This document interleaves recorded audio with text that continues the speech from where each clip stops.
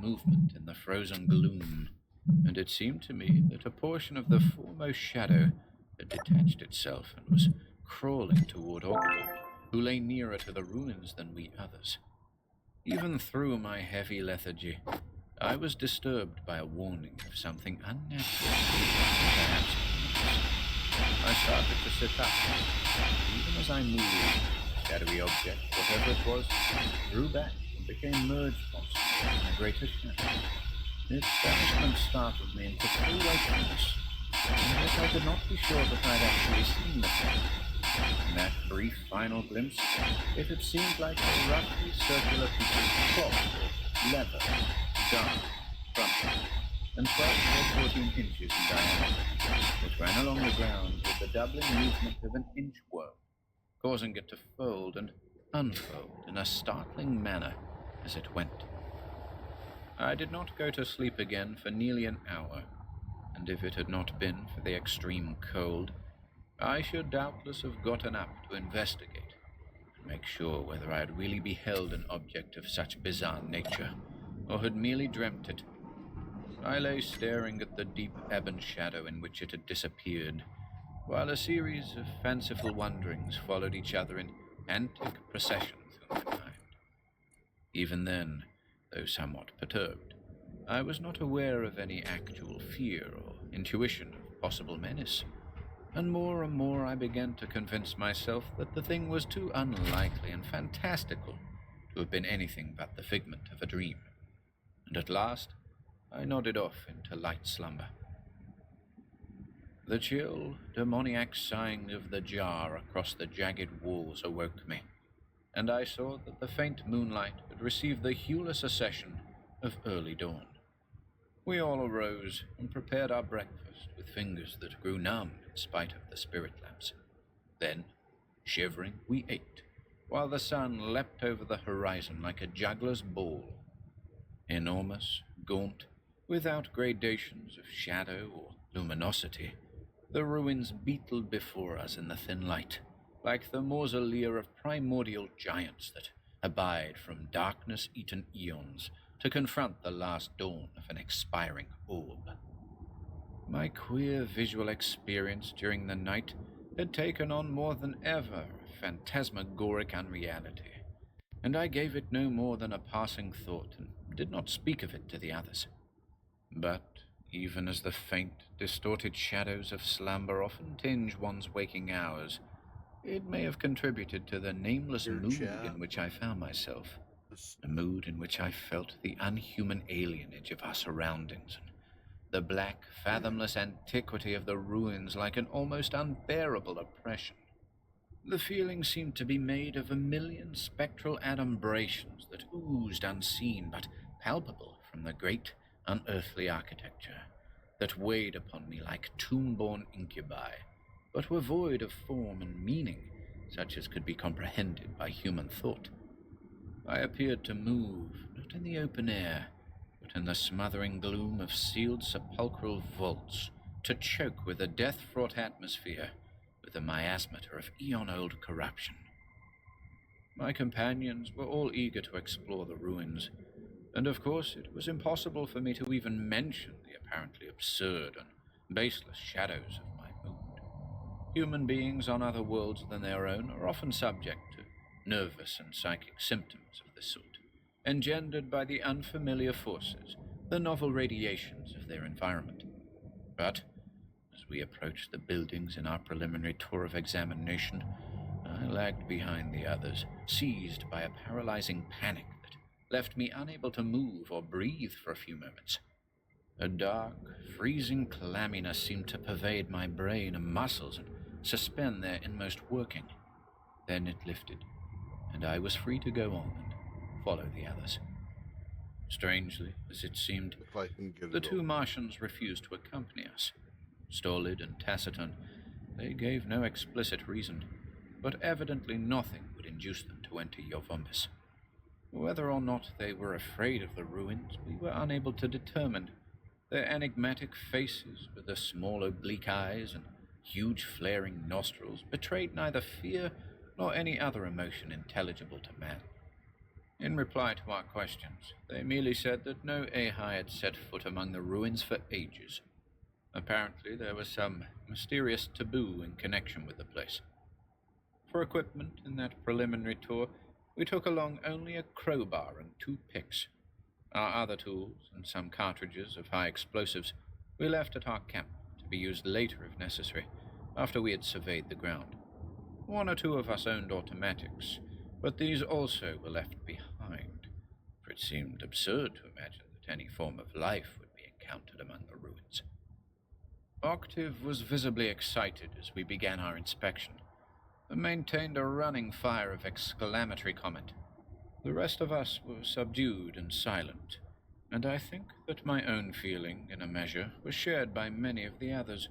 It was impossible to shake off the somber awe and wonder that fell upon us from those megalithic stones. I have no time to describe the ruins minutely, but must hasten on with my story. There is much that I could not describe anyway, for the main area of the city was destined to remain unexplored. We went on for some distance among the triangular terraced buildings, following the zigzag streets that conformed to this peculiar architecture. Most of the towers were more or less dilapidated, and everywhere we saw the deep erosion wrought by cycles of blowing wind and sand, which, in many cases, had worn into roundness the sharp angles of the mighty walls. We entered some of the towers through high, narrow doorways, but found utter emptiness within. Whatever they had contained in the way of furnishings must long ago have crumbled into dust, and the dust had been blown away by the searching desert gales. On some of the outer walls there was evidence of carving or lettering, but all of it was so worn down and obliterated by time that we could trace only a few fragmentary outlines, of which we could make nothing. At length we came to a wide thoroughfare, which ended in the wall of a vast terrace, several hundred yards long by perhaps 40 in height, on which the central buildings were grouped like a sort of citadel or acropolis. A flight of broken steps, designed for longer limbs than those of men or even the gangling modern Martians, afforded access to the terrace, which had seemingly been hewn from the plateau itself. Pausing, we decided to defer our investigation of the higher buildings, which, being more exposed than the others, were doubly ruinous and dilapidated, and in all likelihood would offer little for our trouble. Octave had begun to voice his disappointment over our failure to find anything in the nature of artifacts or carvings that would throw light on the history of Yorvombus. Then, a little to the right of the stairway, we perceived an entrance in the main wall, half choked with ancient debris. Behind the heap of detritus, we found the beginning of a downward flight of steps. Darkness poured from the opening like a visible flood, noisome and musty with primordial stagnancies of decay, and we could see nothing below the first steps, which gave the appearance of being suspended over a black gulf.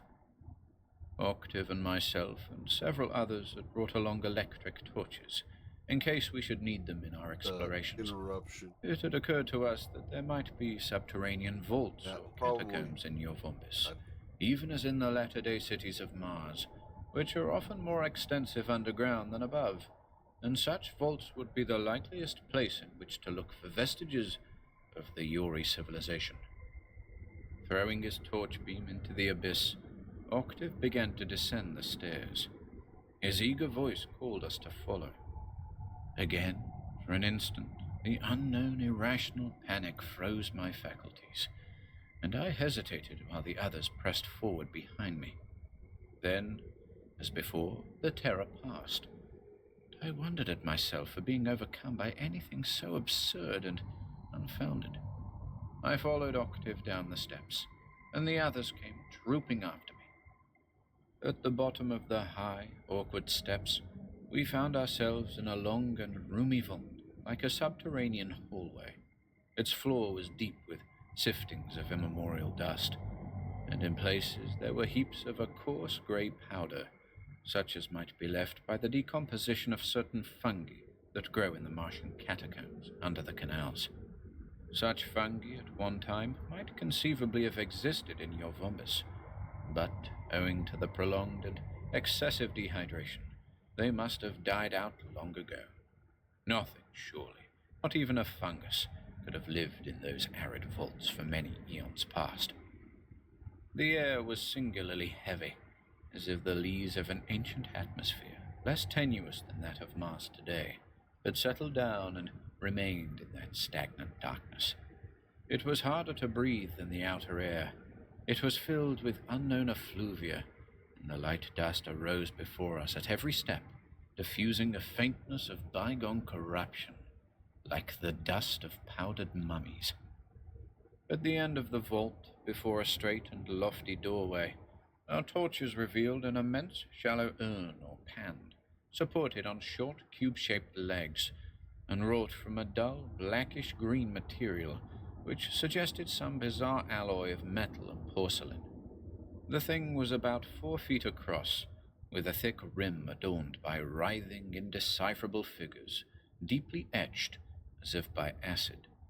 In the bottom of the bowl, we perceived a deposit of dark and cinder-like fragments, which gave off a slight but disagreeable pungence, like the phantom of some more powerful odor. Octave, bending over the rim, began to cough and sneeze as he inhaled it. That stuff, whatever it was, must have been a pretty strong fumigant, he observed. The people of Yovombis may have used it to disinfect the vaults. The doorway beyond the shallow urn admitted us to a larger chamber, whose floor was comparatively free of dust. We found that the dark stone beneath our feet was marked off in multiform geometric patterns, traced with ochreous ore, amid which, as in Egyptian cartouches, hieroglyphics and highly formalized drawings were enclosed. We could make little from most of them, but the figures in many were doubtless designed to represent the Eurus themselves. Like the Ahai, they were tall and angular, with great bellows-like chests, and they were depicted as possessing a supplementary third arm, which issued from the bosom, a characteristic which, in vestigial form, sometimes occurs among the Ahai. The ears and nostrils, as far as we could judge, were not so huge and flaring as those of the modern Martians. All of these Eurus were represented as being nude, but in one of the cartouches, done in a far hastier style than the others, we perceived 2 figures whose high, conical craniums were wrapped in what seemed to be a sort of turban, which they were about to remove or adjust. The artist seemed to have laid a peculiar emphasis on the odd gesture with which the sinuous, 4-jointed fingers were plucking at these headdresses, and the whole posture was unexplainably contorted. From the second vault, passages ramified in all directions, leading to a veritable warren of catacombs. Here, enormous pot-bellied urns of the same material as the fumigating pan, but taller than a man's head and fitted with angular-handled stoppers, were ranged in solemn rows along the walls, leaving scant room for 2 of us to walk abreast. When we succeeded in removing one of the huge stoppers, we saw that the jar was filled to the rim with ashes and charred fragments of bone. Doubtless, as is still the Martian custom, the Eurus had stored the cremated remains of whole families in single urns. Even Octave became silent as we went on, and a sort of meditative awe seemed to replace his former excitement. We others, I think, were utterly weighed down to a man by the solid gloom of a concept-defying antiquity, into which it seemed that we were going further and further at every step. The shadows fluttered before us like the monstrous and misshapen wings of phantom bats. There was nothing anywhere but the atom-like dust of ages, and the jars that held the ashes of a long-extinct people. But, clinging to the high roof in one of the further vaults, I saw a dark and corrugated patch of circular form, like a withered fungus. It was impossible to reach the thing, and we went on after peering at it with many futile conjectures. Oddly enough, I failed to remember at that moment the crumpled, shadowy object I had seen or dreamt the night before. I have no idea how far we had gone when we came to the last vault, but it seemed that we had been wandering for ages in that forgotten underworld. The air was growing fouler and more irrespirable, with a thick, sodden quality, as if from a sediment of material rottenness, and we had about decided to turn back. Then, without warning, at the end of a long, urn-lined catacomb, we found ourselves confronted by a blank wall. Here we came upon one of the strangest and most mystifying of our discoveries, a mummified and incredibly desiccated figure standing erect against the wall. It was more than 7 feet in height, of a brown bituminous color, and was wholly nude except for a sort of black cowl that covered the upper head and drooped down at the sides in wrinkled folds. From the 3 arms and general contour, it was plainly one of the ancient Eurus, perhaps the sole member of this race whose body had remained intact. We all felt an inexpressible thrill at the sheer age of this shriveled thing, which, in the dry air of the vault, had endured through all the historic and geologic vicissitudes of the planet to provide a visible link with lost cycles. Then, as we peered closer with our torches, we saw why the mummy had maintained an upright position. At ankles, knees, waist, shoulders, and neck, it was shackled to the wall by heavy metal bands, so deeply eaten and embrowned with a sort of rust that we had failed to distinguish them at first sight in the shadow. The strange cowl on the head, when closely studied, continued to baffle us. It was covered with a fine, mold-like pile, unclean and dusty as ancient cobwebs. Something about it, I know not what, was abhorrent and revolting. "By Jove, this is a real find," ejaculated Octave, as he thrust his torch into the mummified face, where shadows moved like living things in the pit-deep hollows of the eyes, and the huge triple nostrils and wide ears that flared upward beneath the cowl. Still lifting the torch, he put out his free hand and touched the body very lightly. Tentative as the touch had been, the lower part of the barrel-like torso, the legs, the hands and forearms all seemed to dissolve into powder, leaving the head and upper body and arms still hanging in their metal fetters. The progress of decay had been queerly unequal, but the remnant portions gave no sign of disintegration. Octave cried out in dismay, and then began to cough and sneeze, as the cloud of brown powder, floating with airy lightness, enveloped him. We others all stepped back to avoid the powder. Then, above the spreading cloud, I saw an unbelievable thing. The black cowl on the mummy's head began to curl and twitch upward at the corners. It writhed with a verminous motion. It fell from the withered cranium, seeming to fold and unfold convulsively in mid-air as it fell. Then it dropped on the bare head of Octave, who, in his disconcertment at the crumbling of the mummy, had remained standing close to the wall. At that instant, in a start of profound terror, I remembered the thing that had inched itself from the shadows of Yovombis in the light of the twin moons, and had drawn back like a figment of slumber at my first waking movement. Cleaving closely as a tightened cloth, the thing enfolded Octave's hair and brow and eyes, and he shrieked wildly, with incoherent pleas for help, and tore with frantic fingers at the cowl, but failed to loosen it. Then his cries began to mount in a mad crescendo of agony, as if beneath some instrument of infernal torture, and he danced and capered blindly about the vault, eluding us with strange celerity, as we all sprang forward in an effort to reach him and release him from his weird encumbrance. The whole happening was mysterious as a nightmare, but the thing that had fallen on his head was plainly some unclassified form of Martian life, which, contrary to all the known laws of science, had survived in those primordial catacombs. We must rescue him from its clutches if we could. We tried to close in on the frenzied figure of our chief, which, in the far from roomy space between the last urns and the wall, should have been an easy matter. But Darting away in a manner doubly incomprehensible because of his blindfolded condition, he circled about us and ran past, to disappear among the urns toward the outer labyrinth of intersecting catacombs.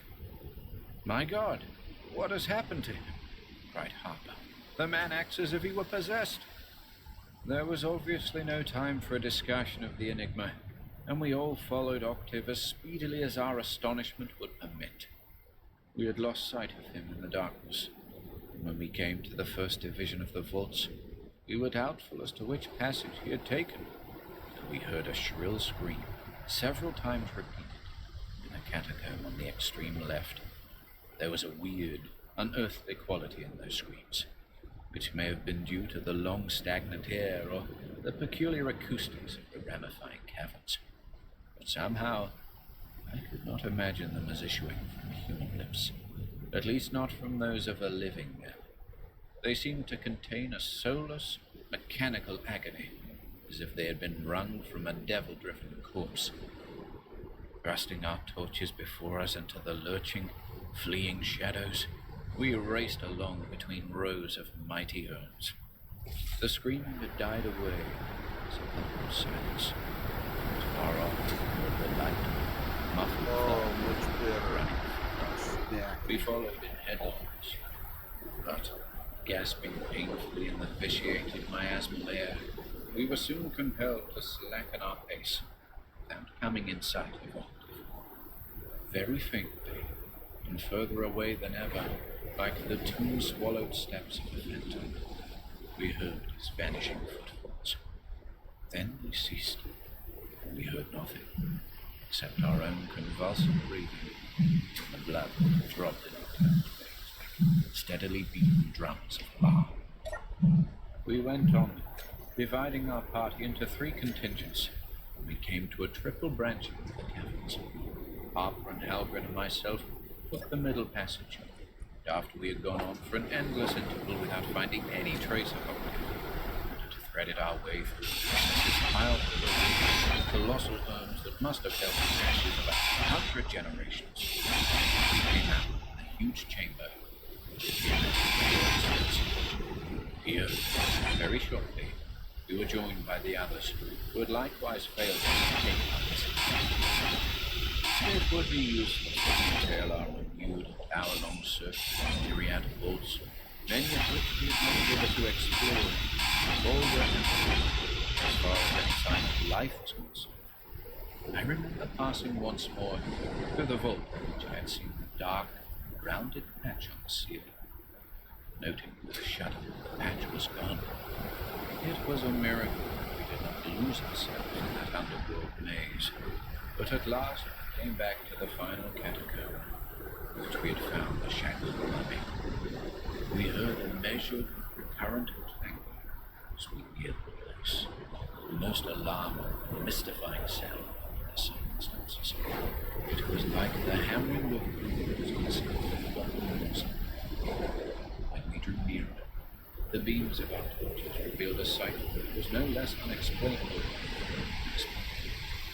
A human figure, with its back to the wall, the head concealed by a swollen black object that had the size and form of a sofa cushion, standing near the remains of the mummy, was striking with a pointed metal bar. How long Octave had been there, where he had found the bar, he did not know. But the blank wall had crumbled away with his furious blows, leaving on the floor a pile of cement-like fragments, and a small, narrow door of the same ambiguous material as the cinerarios and the fumigating panel. It lay bare, amazed, uncertain, inexpressibly bewildered, all incapable of action, volition. The whole business was too fantastic and too horrifying. It was plain that Octave had been overcome by some sort of madness. I, the one, felt the violent upsurge of sudden nausea. I had identified the loathsomely bloated thing that clung to Octave's head and drooped in obscene tumescence on his neck. I did not dare to surmise the causation of its bloating. Before any of us could recover our faculties, Octave flung aside the metal bar and began to fumble for something in the wall. It must have been a hidden spring, though how he could have known its location or existence is beyond all legitimate conjecture. With a dull, hideous grating, the uncovered door swung in, thick and ponderous as a mausolean slab, leaving an aperture from which the nether midnight seemed to well like a flood of eon-buried foulness. Somehow, at that instant, our electric torches appeared to flicker and grow dim, and we all breathed a suffocating fetor, like a draught from inner worlds of immemorial putrescence. Octave had turned toward us now. He stood in an idle posture before the open door, like one who has finished some ordained task. I was the first of our party to throw off the paralyzing spell, and, pulling out a clasp knife, the only semblance of a weapon which I carried, I ran over to him. He moved back, but not quickly enough to evade me when I stabbed with the 4-inch blade at the black, turgescent mass that enveloped his whole upper head and hung down upon his eyes. What the thing was, I should prefer not to imagine, if it were possible to imagine. It was formless as a great slug, with neither head nor tail nor apparent organs, an unclean, puffy, and leathery thing, covered with that fine, mold-like fur of which I have spoken. The knife tore into it as if through rotten parchment, making a long gash. The horror appeared to collapse like a broken bladder. Out of it there gushed a sickening torrent of human blood, mingled with dark, filiated masses that may have been half-dissolved hair, and floating gelatinous lumps like molten bone, and shreds of a curdy white substance. At the same time, Octave began to stagger, and went down at full length on the floor. Disturbed by his fall, the mummy dust arose about him in a curling cloud, beneath which he lay mortally still. Conquering my revulsion, and choking with the dust, I bent over him and tore the flaccid, oozing horror from his head. It came with unexpected ease, as if I had removed a limp rag, but I wished to God that I had let it remain. Not quickly enough to evade me. There was no longer a human cranium, for all had been eaten away, even to the eyebrows, and the half-devoured brain was laid bare as I lifted the cow-like object. I dropped the unnameable thing from fingers that had grown suddenly nerveless. It turned over as it fell, revealing on the nether side many rows of pinkish suckers, arranged in circles about a pallid disc that was covered with nerve-like filaments, suggesting a sort of plexus. My companions had pressed forward behind me, but for an appreciable interval, no one spoke. How long do you suppose he has been dead? It was Halgren who whispered the awful question, which we had all been asking ourselves. Apparently no one felt able or willing to answer it, and we could only stare in horrible, timeless fascination at Octave.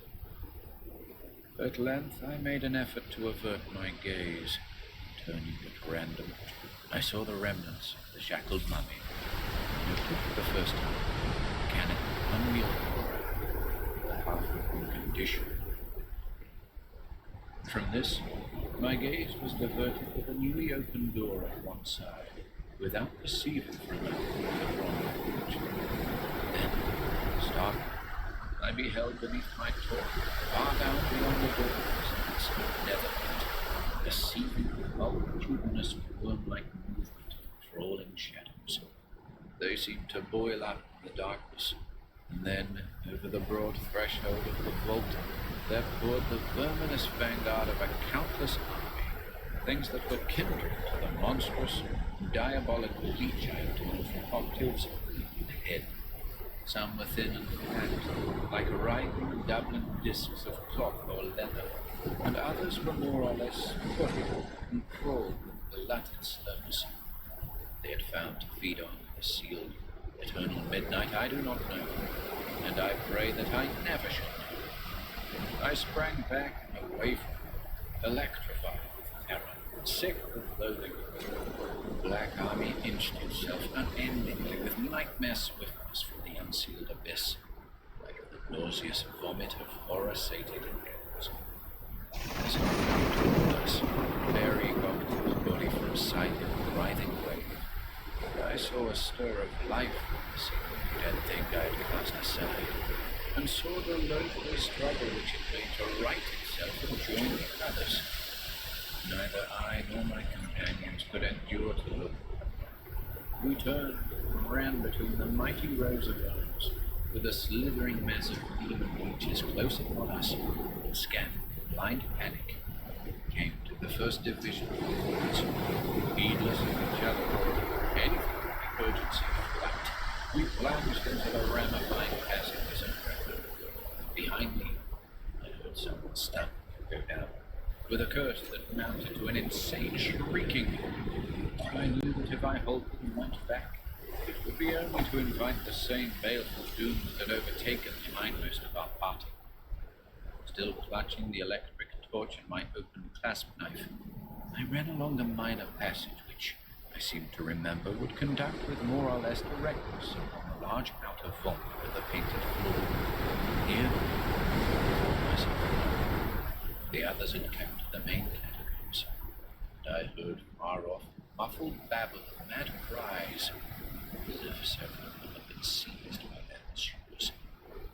It seemed that I must have been mistaken the direction of the passage, for it turned, twisted, unfamiliar manner, with many intersections, and I soon found that I was lost in the black labyrinth, where the dust had lain unstirred by living feet for inestimable generations.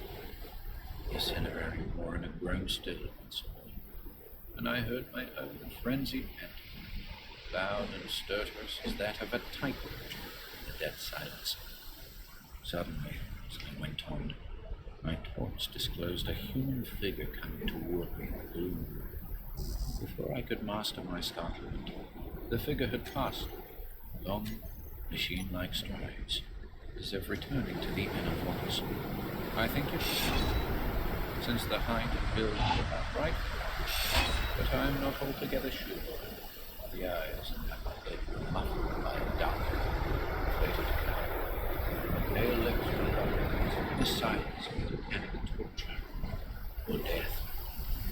Whoever he was dropped his torch, and he was running blindfolded in utter darkness, compulsion and unearthly vengeance, to seek the very fountainhead of confused horror. I knew that he was beyond human help. I did not even dream of trying to stop him.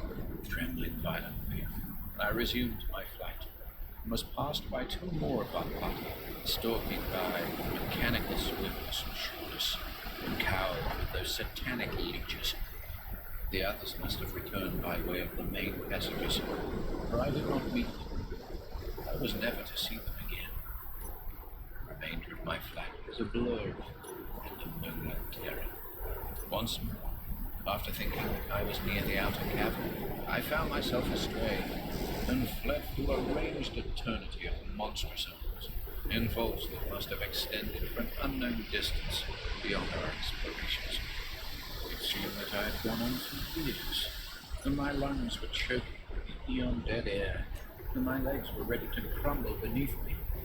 I saw far off a tiny point of blessed daylight. I ran toward it, with all the terrors of the alien darkness crowding in me. The cursed shadows flitted before me. I saw the vault end on a low, ruinous house, littered by rubble which there fell an arm of thin censured. It was another entrance to the one by which the catacombs lead underwood. I was within the dozen feet of the opening, when, without sound or other intimation, something dropped upon my head from the roof above, blinding me instantly and closing upon me like a tautened net. My brow and scalp at the same time were shot through with a million needle-like pangs, a manifold, ever-growing agony that seemed to pierce the very bone and converge from all sides upon my inmost brain. The terror and suffering at that moment were worse than autumn to the hells of earthly madness, delirium could ever contain. I felt the foul, vampiric clutch of an atrocious death, and of more than death. I believe that I dropped the torch, but the fingers of my right hand had still retained the open knife. Instinctively, since I was hardly capable of conscious belief, I raised the knife and slashed the line again and again, many times, at the thing that had fastened its deadly folds upon me. The blade must have gone through and through the clinging monstrosity to gash my own flesh in a score of places. I did not feel the pain of those wounds and the million throbbing torment that possessed me. At last I saw light, and saw the black strip loosened from above my eyes, dripping with my own blood, was hanging down my cheek. It writhed a little, even as it hung, and I ripped it away, and ripped the other remnants of the thing, tatter by oozing bloody tatter, from off my brow and head. Then I staggered toward the entrance, and the wan light turned to a far, receding, dancing flame before me as I lurched and fell outside the cavern. A flame that fled like the last star of creation above the yawning, sliding chaos of oblivion into which I descended. I am told that my unconsciousness was of brief duration. I came to myself, the cryptic faces of the two Martian guides bending over me. My head was full of lancinating pains, and half-remembered terrors closed upon my mind like the shadows of mustering hearts. I rolled over and looked back toward the cavern mouth, which the Martians, after finding me, had seemingly dragged me for some little distance. The mouth was under the terraced angle of an outer building, and within sight of our camp. I stared at the black opening with hideous fascination, to describe a shadowy stirring in the gloom, the writhing, verminous movement of things that pressed forward from the darkness, did not emerge into the light. Doubtless they could not endure the sun of those creatures of ultramundane night and cycle-seeked corruption. It was then that the ultimate horror, the beginning madness came. Amid my crawling revulsion, my nausea-prompted desire to flee from that seething cavern mouth, there arose an abhorrently conflicting impulse to return, to thread my backward way through all the catacombs, as the others had done, to go down where never men save they, the inconceivably doomed and accursed, had ever gone, to seek beneath that damnable compulsion another world that human thought can never picture. There was a black light, a soundless calling in the vaults of my brain, the implanted summons of the thing, like a permeating and sorcerous poison. It lured me to the subterranean door that was walled up by the dying people of Yovombis, to immure those hellish and immortal leeches, those dark parasites that engraft their own abominable life, the heart and brains of the dead. It called me to the depths beyond, where dwell the noisome necromantic ones, of whom the leeches, with all their powers of vampirism and diabolism, are but the merest minions. It was only the 01ae2c2d who prevented me from going back. I struggled. I fought them insanely as they strove to retard me with their spongy arms.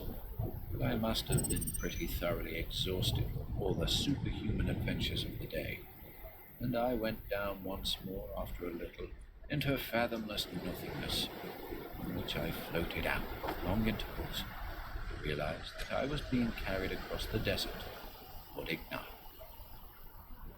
Well, that is all my story. I have tried to tell it fully and coherently, at a cost that would be unimaginable to the sane.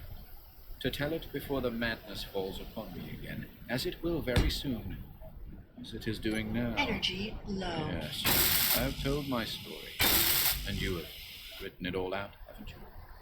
Now I must go back to your Vombis, back across the desert, down through all the catacombs, to the vaster vaults beneath. Something is in my brain that commands me and will direct me. I tell you, I must go.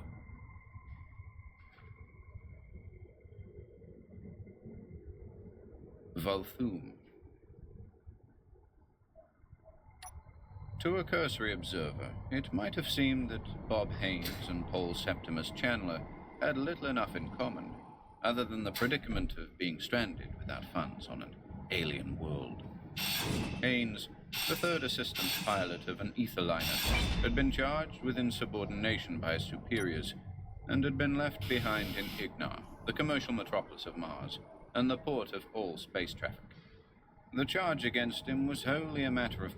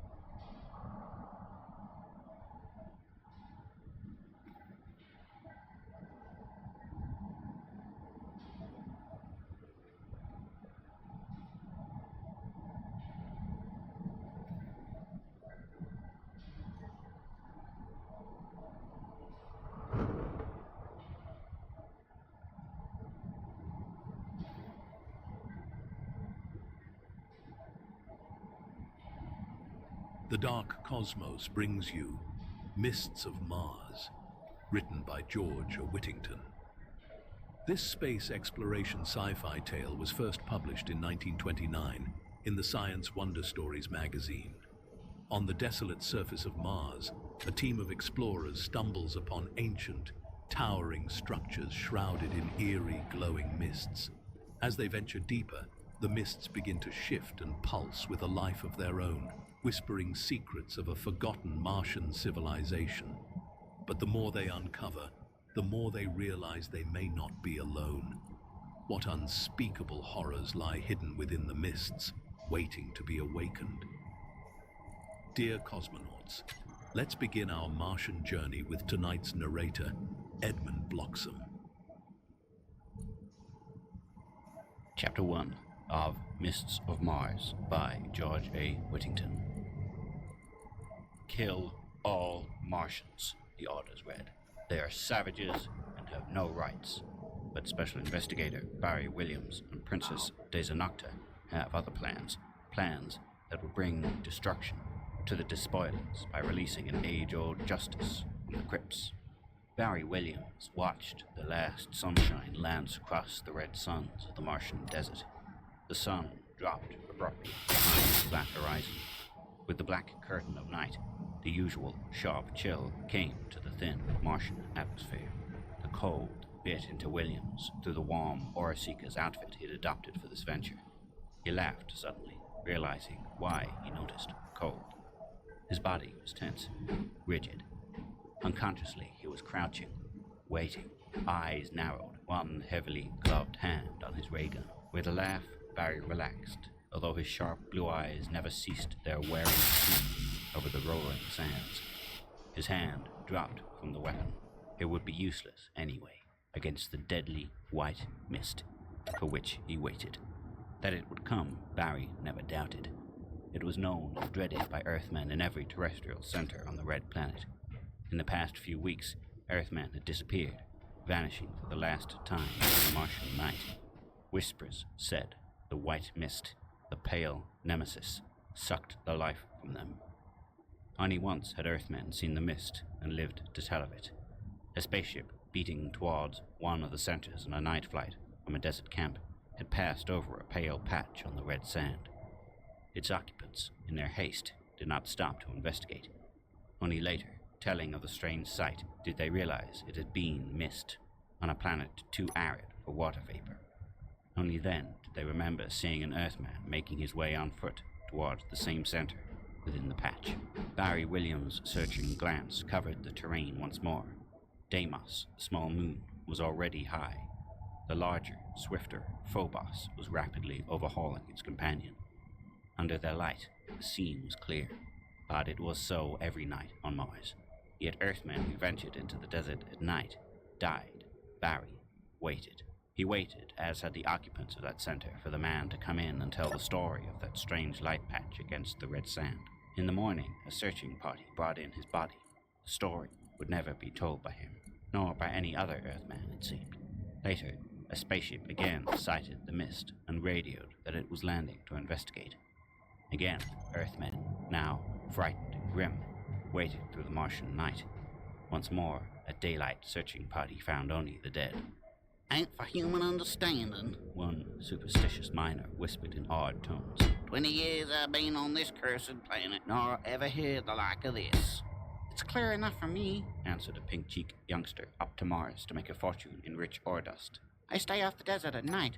Only the miserable Martians can live out there then. Just from the crypt, the third muttered, quoting the threat of an old Martian dying from wounds it received fighting Earthmen. It's like from the grave, this mist, the way it creeps on the sand, white and ghosty. That was the spirit Barry Williams, special investigator for the Terrestrial Bureau of Martian Affairs, found when he arrived. Behind the fear were rumors, dead bodies, nothing more. At first, he'd blamed superstition and the natural hazards of the work in the desert. But now he was here in the desert at night, waiting. It wasn't for this he'd been sent to Mars, Barry told himself, half angrily. His mission here was important, but this threat to all terrestrials on Mars was ominous. There were no government agencies to deal with the threat here. Mars was just a frontier where untold riches lay for the taking beneath some of the red sand. Sullen, cowed Martians, working at the bigger mines, or following their nomadic courses across the desert, no longer attempted an organized government.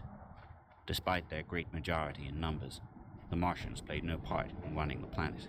How they must be rejoicing now, Barry thought, as death stalked their conquerors, death striking from the desert in the night.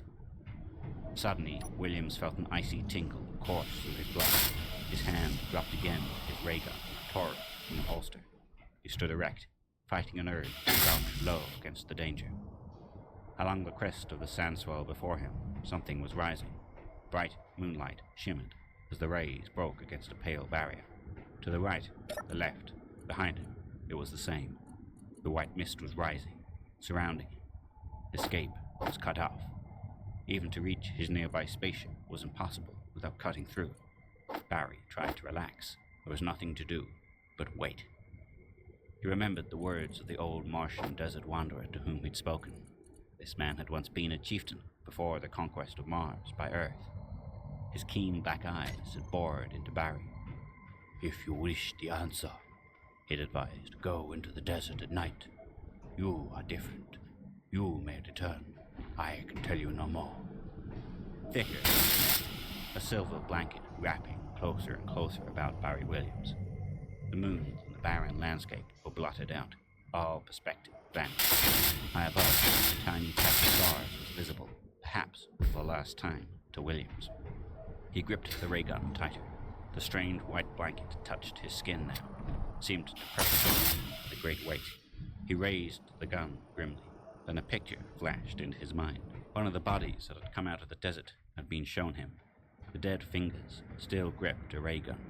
They had crushed against the trigger for a long time, until the badly overheated weapon had at last burned out, charring the unfeeling hand that had held it.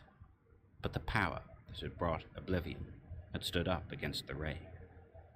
With a grim smile, Barry replaced his weapon. The blanket was tight around him now. He could see nothing. His limbs grew numb under overpowering lethargy. His lungs labored, sucking in the mist. Consciousness wavered. He reeled stiffly. His muscles hardened, his braced feet sinking deep into the sand. Before his glazing eyes, a strange picture formed in the mist.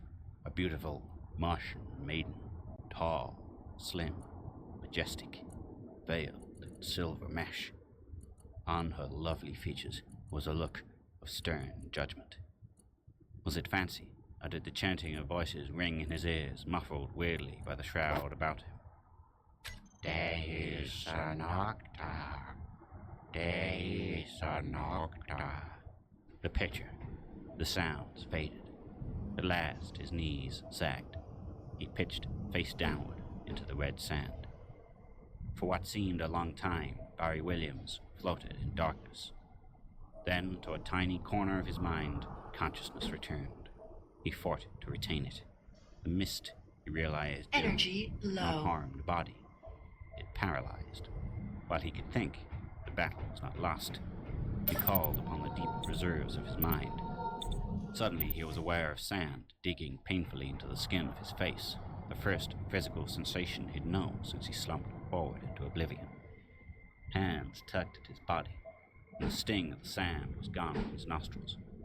He had been rolled over onto his back. Wild hope surged through Barry. He struggled against the leaden weight on his eyelids, without success. His muscles did not respond. He tried to move an arm, a leg, a finger. It was no use. Slowly, he realized what had happened. Some power ruled his mind, had overcome it while he was unconscious. For some reason, he had been allowed to regain a very limited consciousness. Just so much, and no more. Perhaps he would learn the answer to this mystery. Why had the white mist not destroyed him? A murmur of voices beat against his ear. He had been given back his hearing. The voices were low, soft. They spoke in a language foreign to him. Martian, he guessed. Words faded away. There was a moment's silence, then the chant he had heard before. Above Barry, a voice spoke to him in interplanetary Esperanto. Son of Earth, you are not as the other Earthmen who come here to rob his unhappy planet and slay its children. The voice was that of a woman, clear, musical, unutterably sweet, pathetically sad. He paused, spoke again. A new note crept into the words, ringing, thrilling. Go your way, live in peace, but travel far from this planet. The mist of Mars will destroy all those who remain to despoil and murder here. Williams felt consciousness slipping from him once more. He struggled to speak. He must speak. These people must be told of his mission here. But his lips would not move. Struggle was useless. Feeling was gone from his body. The last sound he heard was the voice of a man, deep and full. Heed the warning of the Mother of Mist. This once you have been spared. Chapter 2. Barry opened his eyes as the red sun climbed over the rim of the rolling desert. His head was clear, his mind refreshed and alert. These symptoms strengthened his convictions that he'd been hypnotized. The power of a highly trained mind was being used in his campaign against Earthmen.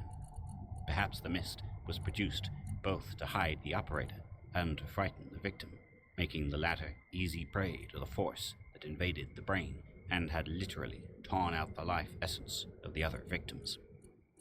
Shrugging off further speculation for the moment, Barry climbed painfully to his feet. His muscles were stiff and cramped from lying hours on the ground. He flexed his arms and legs, worked his fingers, getting out the soreness. Then he started for his spaceship. As the rockets throbbed behind him, Barry tried all the controls. The little ship whipped through every intricate maneuver he'd ever known. It slowed his progress, this senseless stunting, but it showed him the ship was in prime condition, answering his every touch on the controls. Why was he doing this? It was as if he were going on a trip. Yet he had no such intention. The mist had spared him and was gone. The mist. The thought brought the answer to his strange preparations. Hypnosis again. Post-hypnotic suggestion. Having spared him and ordered him to flee the planet, the being behind the mist had meant him to remember the advice. Barry's lips set in a straight line, and hard little muscles stood out on his cheek along his strong jaw. He hadn't the slightest intention of fleeing Mars. He'd been sent here for a purpose by the terrestrial government, and he had come to realize the whole deadly threat of the Martian scourge against Earthmen was tied up with the reason for his being here. Barry Williams was staying on Mars till he'd finished his job. Below him, the circular, thick-walled, eye-domed center flashed over the horizon and loomed larger in the lower viewplate before Barry on the control board. Soon he was close enough to see the narrow apertures where, in the early days of terrestrial occupation, mighty ray cannons had blasted against bands of Martians who still had crude weapons to use against the victors. Barry put his ship down neatly in a semicircular row of other craft. There were, he noticed, more ships parked outside than was usual for a post not close to the bigger mine. One of them was a large, ornate cruiser type, on which was painted in neat gold letters, Gray Enterprises Incorporated. It was the personal space-going ship of Craig Gray, billionaire ore king himself. The latter was probably inside the center. That would account for the unusual number of ships, for Gray never traveled anywhere without a large following. As Barry stepped through the doorlock onto the field, a small knot of men, dressed for travel, stopped outside the building door. They stared, open-mouthed, at the government identification letters on Barry's craft, then at him. Obviously, they turned and bolted inside, bolted with a singleness of purpose that seemed like panic. Puzzled, Barry pushed aside the pressure out the door. Inside, an excited, murmuring of voices came through the second door.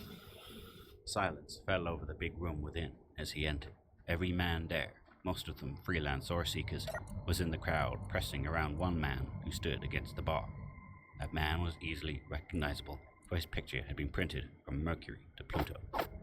He was Craig Gray.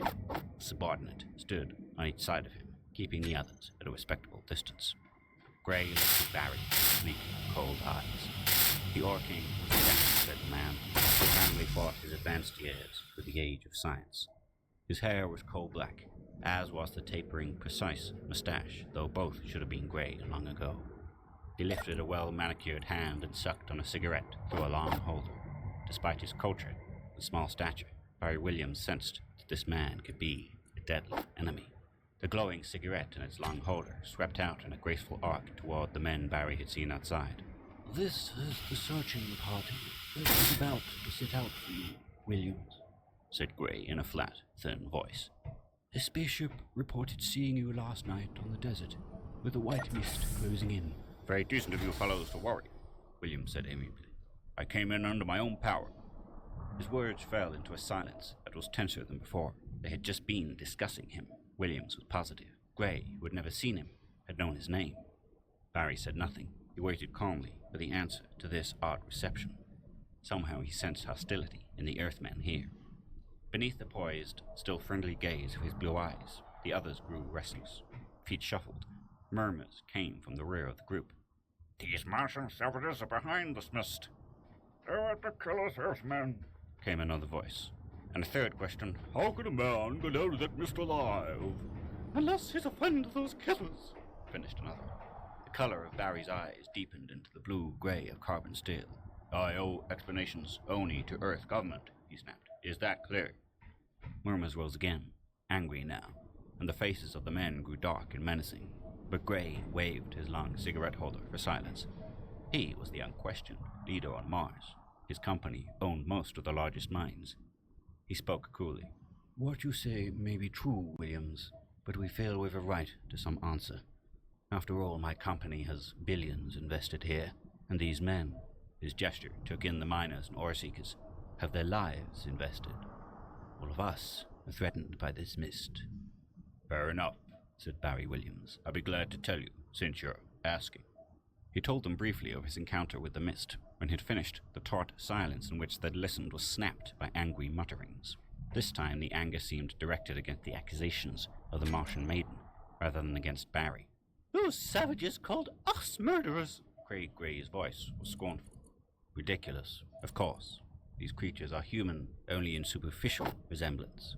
He drew deeply through his long holder and blew a great cloud of smoke toward Barry. "Of course, you know that Earth laws have declared them savages, and provided that none, save humans of Earth descent, can hold property on Mars, or citizenship in the Earth state, how could we murder or rob them, since they're not human?" I know nothing. True and interesting, conceded Williams. I know, too, the laws were passed on suggestion of exploring parties sent here by 3 big interplanetary combines, of which your own was the largest. That was 50 years ago. You were the head of your company then. Excuse me for giving your age away. Williams was speaking slowly, thinking his way. Some of the puzzle of Mars was unfolding as he spoke, against this background of resentful Earthmen. Those laws gave you and your friends control of great wealth in the ore mines. You broke the resistance of the Martians and used some as cheap labor in the mines. The others had to find ore dust and sell it to you for a song, to buy food and other things from you at your price. And they had to avoid being shot by ore seekers who wanted the dust. Again, the other men growled toward Barry. Martian lover, Justice from the crypt, eh? We'll send you back there. ain't murder or robbery to kill savages. Go running back to Earth with that phony story. No, he answered them. I'm not leaving Mars until I finish my job. The Bureau of Martian Affairs sent me here to see if some educational program could be started among the Martian savages. I think it could. These people could pass for Earth citizens in the streets of Washington itself. As soon as I get to the bottom of the mist, stop it. I'll be ready to go back with my recommendation. The men began to surge toward Barry. Apprehension, as well as anger, showed in their faces. What he suggested would mean the end of their chances to exploit the planet and its people Energy so freely, low. and of Mars as a frontier. I don't think you'll get away with this, Williams, Craig Gray said softly. You've admitted being on the side of the Martians who are trying to kill us. I'll put the first man who raises a hand under arrest, said the other, just softly. That's a bluff I'll call, snarled the big man. He was one of the subordinates who stood beside the King. Now he hulked forward, hand dropping slowly toward the belt where 2 ray guns dangled. You won't be arresting anyone.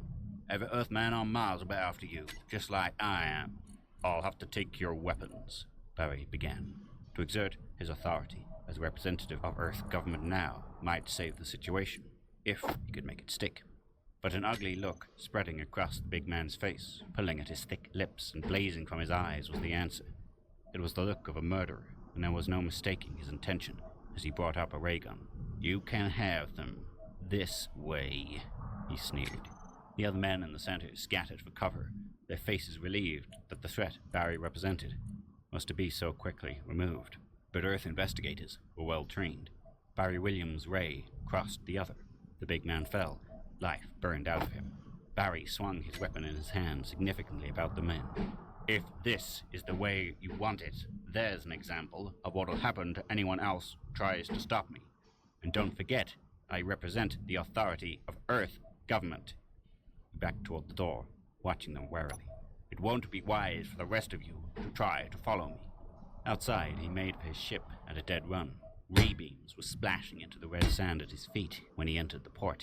Safe behind the apertures of the center, the men were trying to cut him down. Barry blasted his ship into the air and watched the center grow small behind and below him. His lips were set in a straight, tight line, while his mind went over his position. Gray would fan the hostility of all the Earthmen on Mars against him. Barry was sure from what he'd seen of the Martians that they were far from the savages they'd been called by explorers, financed by Gray and his associates. They were an intelligent, peaceful race, uneducated and unadvanced, but intelligent. Earth government had been misled into oppressing them, and Gray had profited enormously. The Ore King would stop at nothing to keep Barry Williams from destroying the setup. Already he connected Barry to the White Mist, a Martian attempt to win freedom and revenge, an attempt that Barry would stop. The White Mist was the killing of Earthmen, and the rebellion would convince Earth government that the Martians were savages. Barry Williams wanted to save human lives, even the lives of those who were murdering and robbing on Mars under the flimsy pretext of these laws. And he wanted to see justice done on Mars. These things were not very probable, though, Barry knew. Gray's clever move had trapped him on Mars. He hadn't enough fuel in his ship to reach Earth, nor was his radio strong enough to contact the planet. With the Earthmen trying to kill him, he'd be unable to get supplies, and the Martians warned him to leave the planet. The second time, the White Mist might not spare him. Still, his only chance was to reach the Martians who were behind the White Mist. he could convince them of his intentions. He had to convince them. Then they might help him reach Earth and hold off their ominous attacks against Earthmen until he could put the situation before the government of Earth. If he could manage that, Barry was sure he could save human lives and do justice on Mars. How to find the Martians? Barry brought his ship down low over the red sand and started his search. He knew that hostile Earthmen, armed to the teeth and intent on killing him, were searching also. Their search was successful, while he still looked vainly for Martians. Not even a nomadic, wandering native was moving over the sands. And the blazing midday of the red planet brought the end of Barry Williams' opportunity. "These natives know something is up," he was musing. Above him, the sun was a ball of flame, its rays blistering, blinding through the thin atmosphere.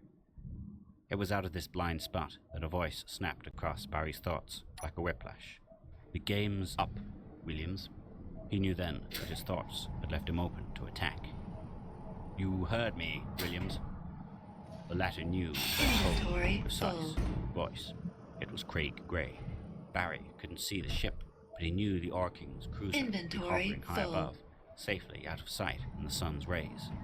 And from that focal point of his enemies, the ether began to crackle with orders. Other craft began to converge rapidly on the spot, very close to where the investigator had the white mist. They ringed Barry as the mist had, closing in. Their blazing ship rays, in the nose of each craft, formed spokes to a wheel of which Barry Williams' ship was to be the hub. He charged into that ring, broke it. He scattered them before him, some of them dropping downward with blazing hulls. But as often as he drove them before him, Gray's cold, hard face appeared in the freezer radio. His commands reformed the others, brought them back to the attack.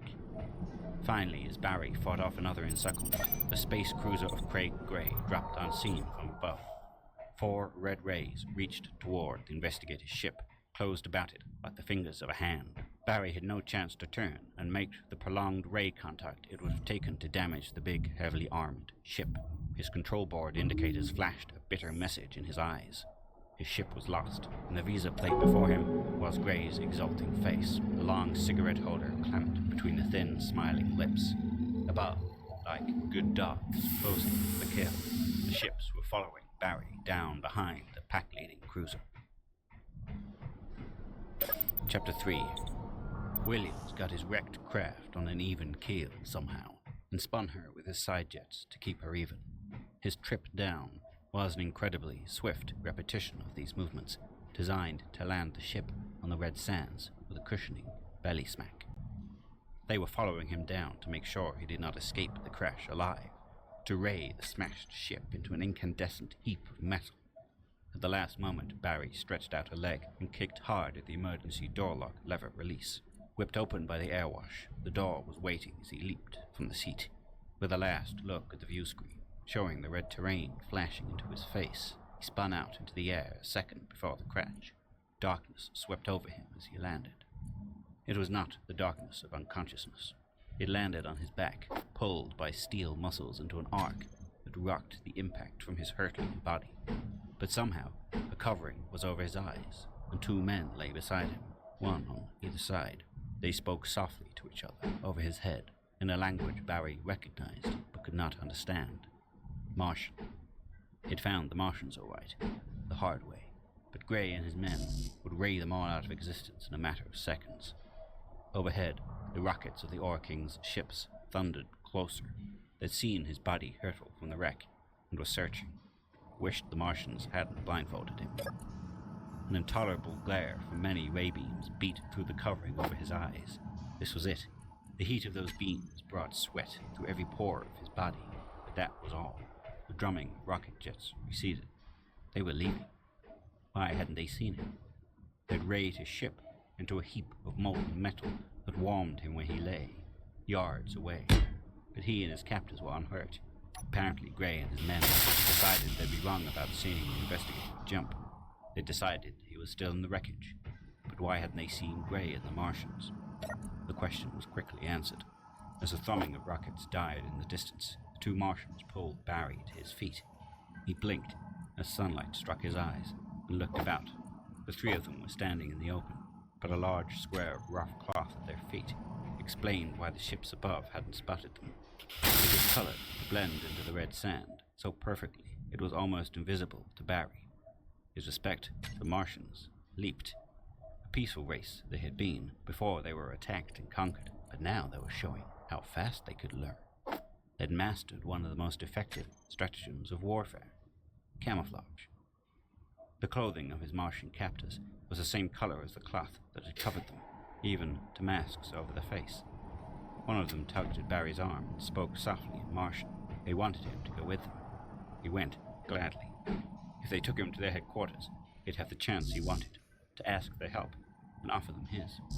His heart was beating wildly. Gray and his followers would learn that Earth government had an answer for fraud and injustice.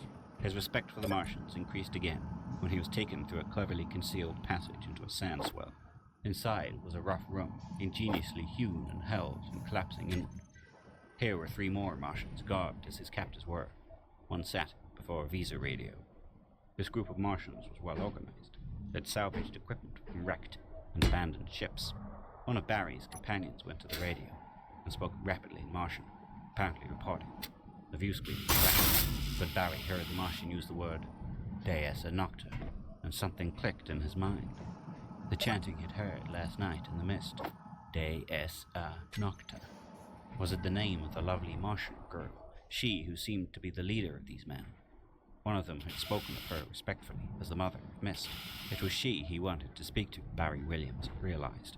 And it was her voice that struck his ears a moment later, answering the report of the man. Her words were soft, gentle, yet commanding. There was a timbre to her throaty voice that moved Barry, brought a picture of her large, somber grey eyes against the clear white of her face. a14f, he cried, starting suddenly forward. I must speak to you. His captors seized him roughly. Their faces were horrified. Barry realized he had probably violated some form of Martian royal etiquette, for this girl was undoubtedly a Martian princess.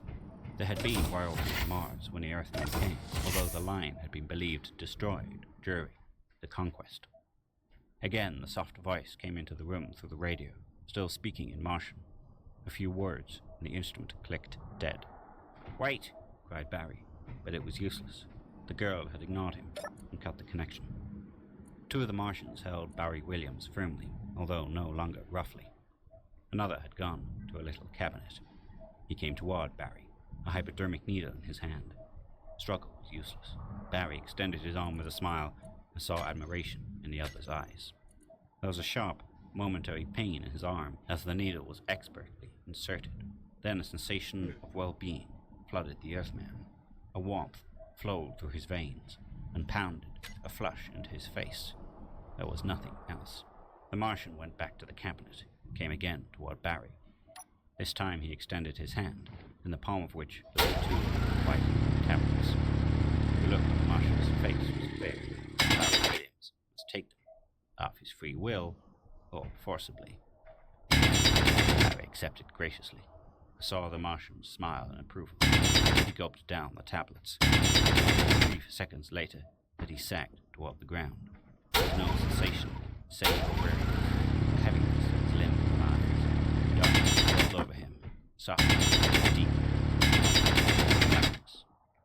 Barry's will tugged at his eyelids. Consciousness returned. They responded reluctantly. His muscles, too, resisted the numbness that revealed he'd slept a long time. Beneath him, the red sand of the Martian desert was his couch. When finally his blue eyes focused, he saw nothing save a white blanket folded about him on every side. He moved stiffly, a few steps to the right, the left, forward, back. There was nothing anywhere except that black mist. No stars, no bright moons. The sand at his feet was almost obscured by the silvery curtain. Barry's mind was clearing, and he stopped short of self-realization. Yesterday, there was no telling if it was night or day. The mist had oppressed his senses, brought him to his knees, paralyzed and helpless. Yet now it had no effect. He breathed deeply, remembering how his lungs had labored, and his mind reeled for the last time. But the mist was refreshing as the purest air, and his mind remained clear. The hypodermic they'd given him It must be an antidote to the drug that was in the mist, for Barry was now sure the mist was a depressive drug meant to paralyze and terrify. The dead Earthmen had not died from the mist itself, but from some power that struck under cover of that terror. But the Martians had immunized him. Barry shrugged. Perhaps it convinced them he was a friend, and had stamped him with this immunity that all their fellows might know him from the other Earthmen, who were enemies. The thought brought a sudden chill to Barry Williams' spine. He'd been walking, first slowly, then, as his legs lost their stiffness, more and more rapidly. Yet still the mist was all about him. Never, in its ghost-like appearances before, had the mist covered more than a small patch of the desert. These thoughts began to add together in his mind, immunizing him. A fiend, putting him to sleep, so that he would be unable to argue or resist until he could be safely disposed of. Still, the mist, all this could mean. This is it, Barry groaned aloud. This is the revolt. The first appearances of the mist were to terrorize and to test. This is the real thing. The mist of the whole surface of Mars. Organized Martians striking under its cover. His words came back to him from the hateful white blanket, muffled and run together into unintelligible echoes. "You failed. You failed." The echoes seemed to mutter. "Earthmen will die. Earth troops will come against the savages. No justice for Mars." Barry shook his head angrily against his imaginings. Suddenly he stumbled and pitched forward over something at his feet. His heart sank at sight of the gruesome thing in the sand.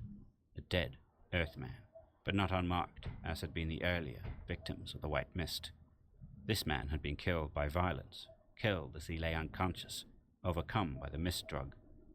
This is it, Barry groaned again. Another form of death was striking under the silver blanket. This man had been a murderer, an exploiter, but to Earth government he was a citizen, killed by savages. Barry Williams stumbled on dazedly. There was nothing he could do. He stumbled over another body and passed on. A third form appeared in the sand at his feet. He started to turn aside. He stopped. Quickly, he bent over the figure, his hand going to the pulse. There was a heartbeat, and the chest moved slightly with breathing. This body was alive. There were no wounds. Peering into the face, Barry realized it was a Martian overcome by the mist. After puzzling a moment, Barry laughed. Of course, all the natives couldn't have been in on the plans, not even most of them. Therefore, they'd be drugged and put to sleep like the Earthmen. Martians overcome by the means that was to free them. Barry's mind was racing. Free them. That was it. That'd be needed for the fighting. The other Martians, the organized ones under Deus Anocta, would come to give immunizing injections to such of their fellows as this one Barry found on the sand. With the realization, Barry Williams threw himself down on the ground. He couldn't be far from the place that captured him. That meant the vicinity of the Martian princesses, their quarters. Perhaps she herself would come, searching for her followers. She did. She came silently, short minutes later, moving like a wraith in her silver mesh costume. It somehow made her seem part of the mist. Mother of Mist. Barry remembered the title. The silver Energy accents of her low. voice came clearly to his ears. She spoke in Martian. Two of the men sat beside her, one on the wall before the Martian. Something Barry typed down the room. The other fell back and dropped to the floor. Hold everything, Barry leaped up. I am no enemy. The other paused. He knew there could be only one Earthman who walked through the mist unharmed. Barry's eyes went to Deus Anocta. Princess, I must speak to you. She came closer, until her face was clear before him. Her grey eyes glowed softly. "I know of your mission here, Barry Williams," She said in her throaty voice. "Your mind was open to me when we first met in the mists." It had been she who hypnotized him. Barry nodded slowly. It suspected as much. Then you must know I want to help your people. This fighting must stop. I promise you that. If I can reach Earth, if you'll help me get a ship and fuel, I can win justice and freedom for your people. The girl's eyes flashed. "A free Mars will make its own peace with Earth," She cried. Here was the spirit, not of savages, but of a free race Earth could respect. Her voice softened. "But thank you, Barry Williams. You have been spared because your purpose here was friendly, and because I trust you." Her eyes glowed from deep within. You will sleep, Barry Williams. Sleep, be walking, sleep, under my will. Barry met her gaze, feeling the impact of her mind. For long moments his eyes were locked with hers. A puzzled doubt appeared at last on her features. Sleep, Barry Williams, she murmured uncertainly. Sorry, he grinned. There's no more power in the mist over my will, and you can't hypnotize me against my will. Hypnotism is a new art with your people, Princess. You forgot to condition me to your commands. Deus Nocta smiled. An old earthman implanted the science in my mind when I was but a child, being hidden from the oppressors. Much that is there, I do not know how to use. Won't you let me help you? Asked Barry Williams. If you ignore my advice, that's up to you. She considered his words. Her eyes on his still glowed, but with a different light. Very well, she said at last. You may stay with me. After victory, you could be my emissary to Earth. Barry walked beside her, the Martian party following respectfully behind. Why didn't you take these men prisoners? Barry asked, instead of killing them? Deus Nocta answered sadly. My people have been killed and beaten too long. I could not restrain them. Besides, these men could be dangerous. If some of my mist-producing units failed, those who sleep in that area would awaken after a few breaths of air. We would have enemies behind us. She smiled a little wistfully. These Earthmen do not sleep as deeply as you did from those pills. You must capture Craig Gray alive, he said with sudden realization. While he sleeps under the influence of the mist, you can hypnotize him. Then we can learn the details of his fraud, how he deceived Earth about your people. With names and facts, we can convict him, prove his guilt. It shall be so, she promised. Even now, my followers are awakening those of our people who sleep. When all are gathered, we will move into the main headquarters of the forts. We go slowly, for some of our enemies will be in spaceships, safe from the mist drug. But we will take enough weapons as we go to overcome them. I hope, Barry muttered. Deus Nocta seemed not to hear him. Her grey eyes were alight, her cheeks flushed with excitement. The hour is very near, she said. Mars shall be free. Come, I will speak with the men. She led the way toward a nearby sandswell, moving with that marvelous sense of direction seemed a characteristic of Martians. For generations, they had made their way unerringly over the trackless desert. Now, even in the mist blanket that made objects invisible short feet away, the princess did not falter. Straight to a cleverly concealed door she walked through, went through it, and into the same type of room Barry Williams had seen before. At her entrance, a Martian lowered his ready heat ray and stood respectfully for her commands. Chapter 4. Deus Nocta walked to the visa radio, clicked it on. This time she switched in the view screen also. Her white hands spun dials, and she began to speak in Martian, calmly, insistently. The view screen took on depth and color. She adjusted condensing levels, and it divided into a dozen small squares. Slowly, each square filled, until the faces of a dozen Martian men looked out at her, silent, waiting faces, behind each of which the white mist bombed a backdrop. Deus Nocta's red lips twitched, and her lovely eyes leaped into sudden flame. For a moment, she was silent. Barry could feel tension building up in the room, and see it in the faces of those who looked out of the screen. Then the princess spoke, a single short sentence in her own tongue. Barry Williams did not need an interpretation. The meaning of the command was clear in its ringing syllables. Strike for Mars! 24 eyes blazed from the screen, the eyes of 12 field commanders, flashing hatred of the oppressors and fierce exultation that the hour of revenge was here. From each throat rose the same word, spoken in awe, reverence, resolution. Deus Nocta. Thus they saluted their leader, the mother of Mist, queen-to-be of Mars. Then the screen went blank.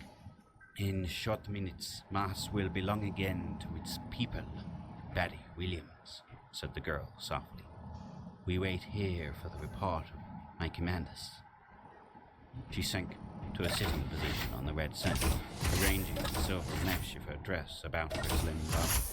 Barry did likewise, as did the Martian. Minutes dragged by. The radio screen glowed softly, but remained blank. Barry felt the muscles gather in his arms and shoulders. This idle waiting was hard to bear. If he could only be in there, fighting. Deessa Nocta was finding it difficult to wait, too. The eager glow of anticipation had died away in her beautiful eyes. They were reflective, reminiscent. All my life, I've been trained for this moment, she said at last. Deep in the crypt burial ground of our race, the elders hid and taught That's me. better. In the crypt, exclaimed Barry. Then the dying Martian knew of you when he threatened justice from the crypt. Hardly, she smiled.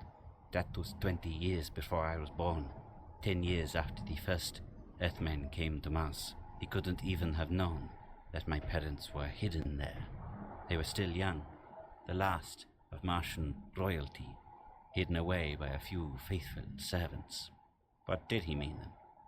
She shook her head, the black tresses gleaming faintly under the mist. He never knew. Tell me about this crypt, Barry asked, and tell me more about your people. The crypt is our ancient burial place. It is underground, dry, and our dead are safe there from animals that would find bodies the shifting sand would not protect. Always we laid our dead to rest there, until Craig Grey placed guards at the doors and forbade the practice. He was afraid some weapon was hidden there, reasoned Barry Williams. It's the only thing the dying Martian's threat could mean. What weapon could be there? Deessa Nocta asked mournfully. Our people were always peaceful. They lived beside the wells, growing the food they ate. It took Earthmen to teach them to hate and kill, and know that our dust were blood. Does your written history give no clue of a time when the crypt was anything but a burial place? Our people knew nothing of writing. That too we learned from Earthmen. My elders learned it in secret and taught me. And they developed the white mist there in the crypt and brought the old Earthman who taught you hypnotism, Barry asked. He pictured her frightened childhood among the dead, in the darkness so close to Craig's guards who would have killed her on sight. The girl read his expression. It was not so terrible, she said wistfully. There was peace. We were not tortured for our dust, or made to slave in mines. It is light there, even deep down, for the walls are radioactive. But my parents died of hearts broken by the suffering of their people. It was later that the white mist was developed, and I learned that my mission was to use it. A faint noise broke into their conversation, a clicking that was suddenly almost thunderous in their ears, as every other sound died. It was the radio receptor signal. In the screen, the 12 squares were filling again. This time, the reports had come, and there had been no special report of victory. Silence held, while the 12 faces grew in sharp focus. Barry noted that at least 3 of the men had not been among the 12 who last faced their princess. The faces of the rest were dirty, tired, depressed. A couple were bandaged. Before a word was spoken, Barry Williams knew that the news would be bad, and Termination turned his stomach to a leaden ball. In the screen, the 12 tired faces were silent, waiting. They were wooden, unmoving, until Deessa Nocta spoke, calmly, questioningly. One after another came the reports.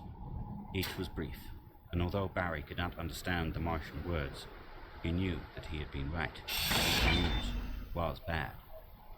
Deessa Nocta's face paled as she listened.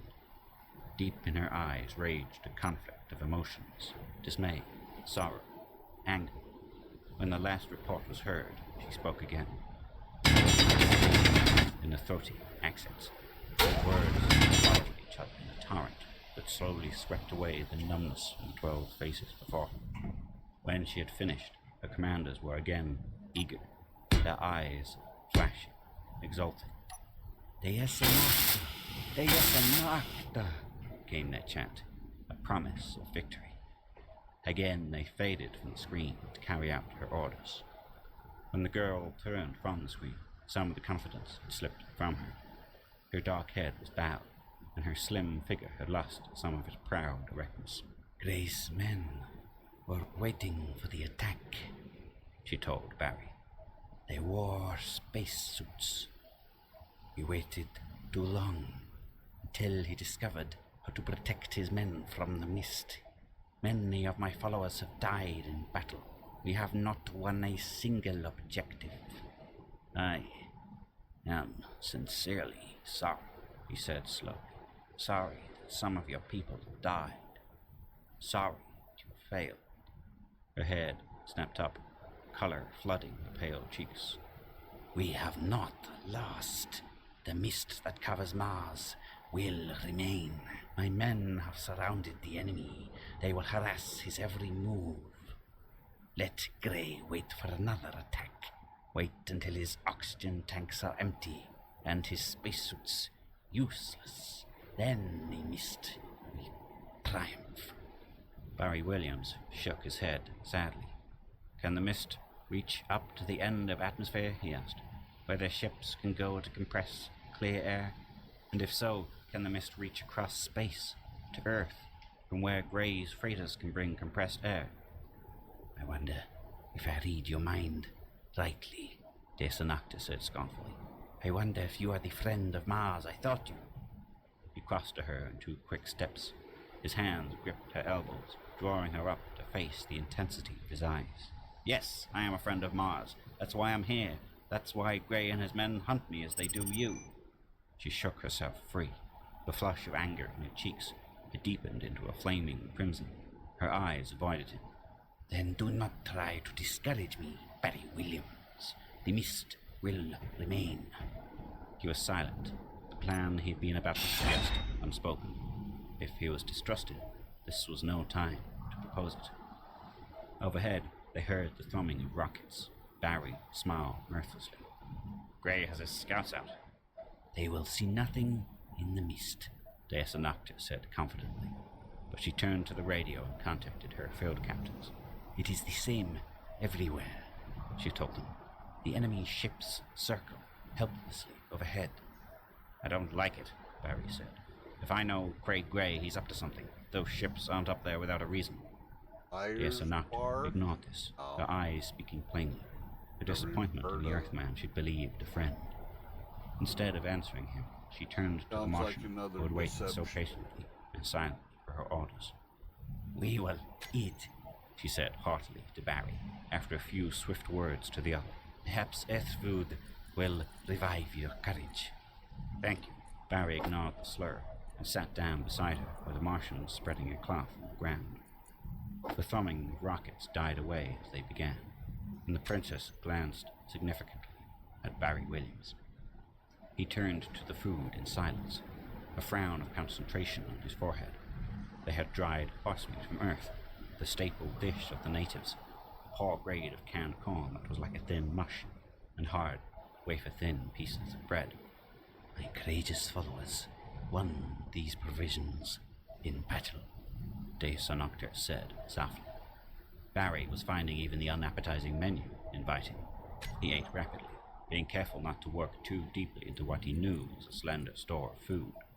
The girl watched as she nibbled at her food. The scorn in her face slowly faded into sad reproach.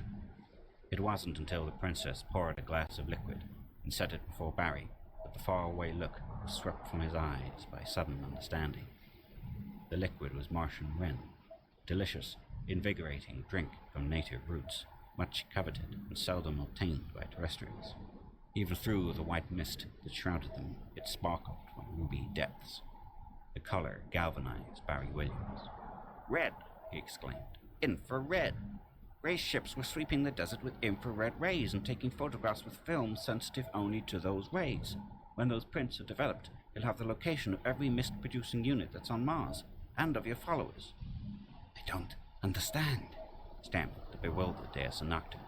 I know nothing of these things. Just believe me, he pleaded. Order your men and mist units to move at once. Desanacta leaned the radio and obeyed. Barry Williams' heart leaped. She believed in him, her recent doubt forgotten before the vigor of his arguments. And us? She asked. We're all right, being underground. The infrared rays won't betray us in the photographs. Listen. They heard the sound of rocket jets overhead, and it was magnified, built into thunder in their ears. The radio was still tuned to the field command radio, and they brought the sound of Gray's rocket ships from every corner of the planet. Before their eyes, the white mist swirled, and on the view screen were 12 small squares of silver. Suddenly, almost simultaneously, lurid streaks cut across those squares. Flaming heat rays softened into orange by the seething vapor. Deus Nocta gasped.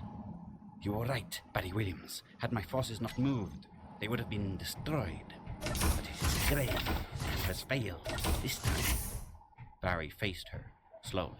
His blue eyes rested on her lovely face, and the words he spoke caught in his throat. Gray will wait a short while for the mist to dissipate, he said. When it does not, we'll go back to the pictures. About every spot where a unit of force was shown, we'll draw a circle. The radius of that circle will be the distance a man can travel on foot from the time the photograph was taken until the time the ships return a second time. Then, one by one, they'll ray the entire area of those circles, concentrating as many ships as necessary for the job.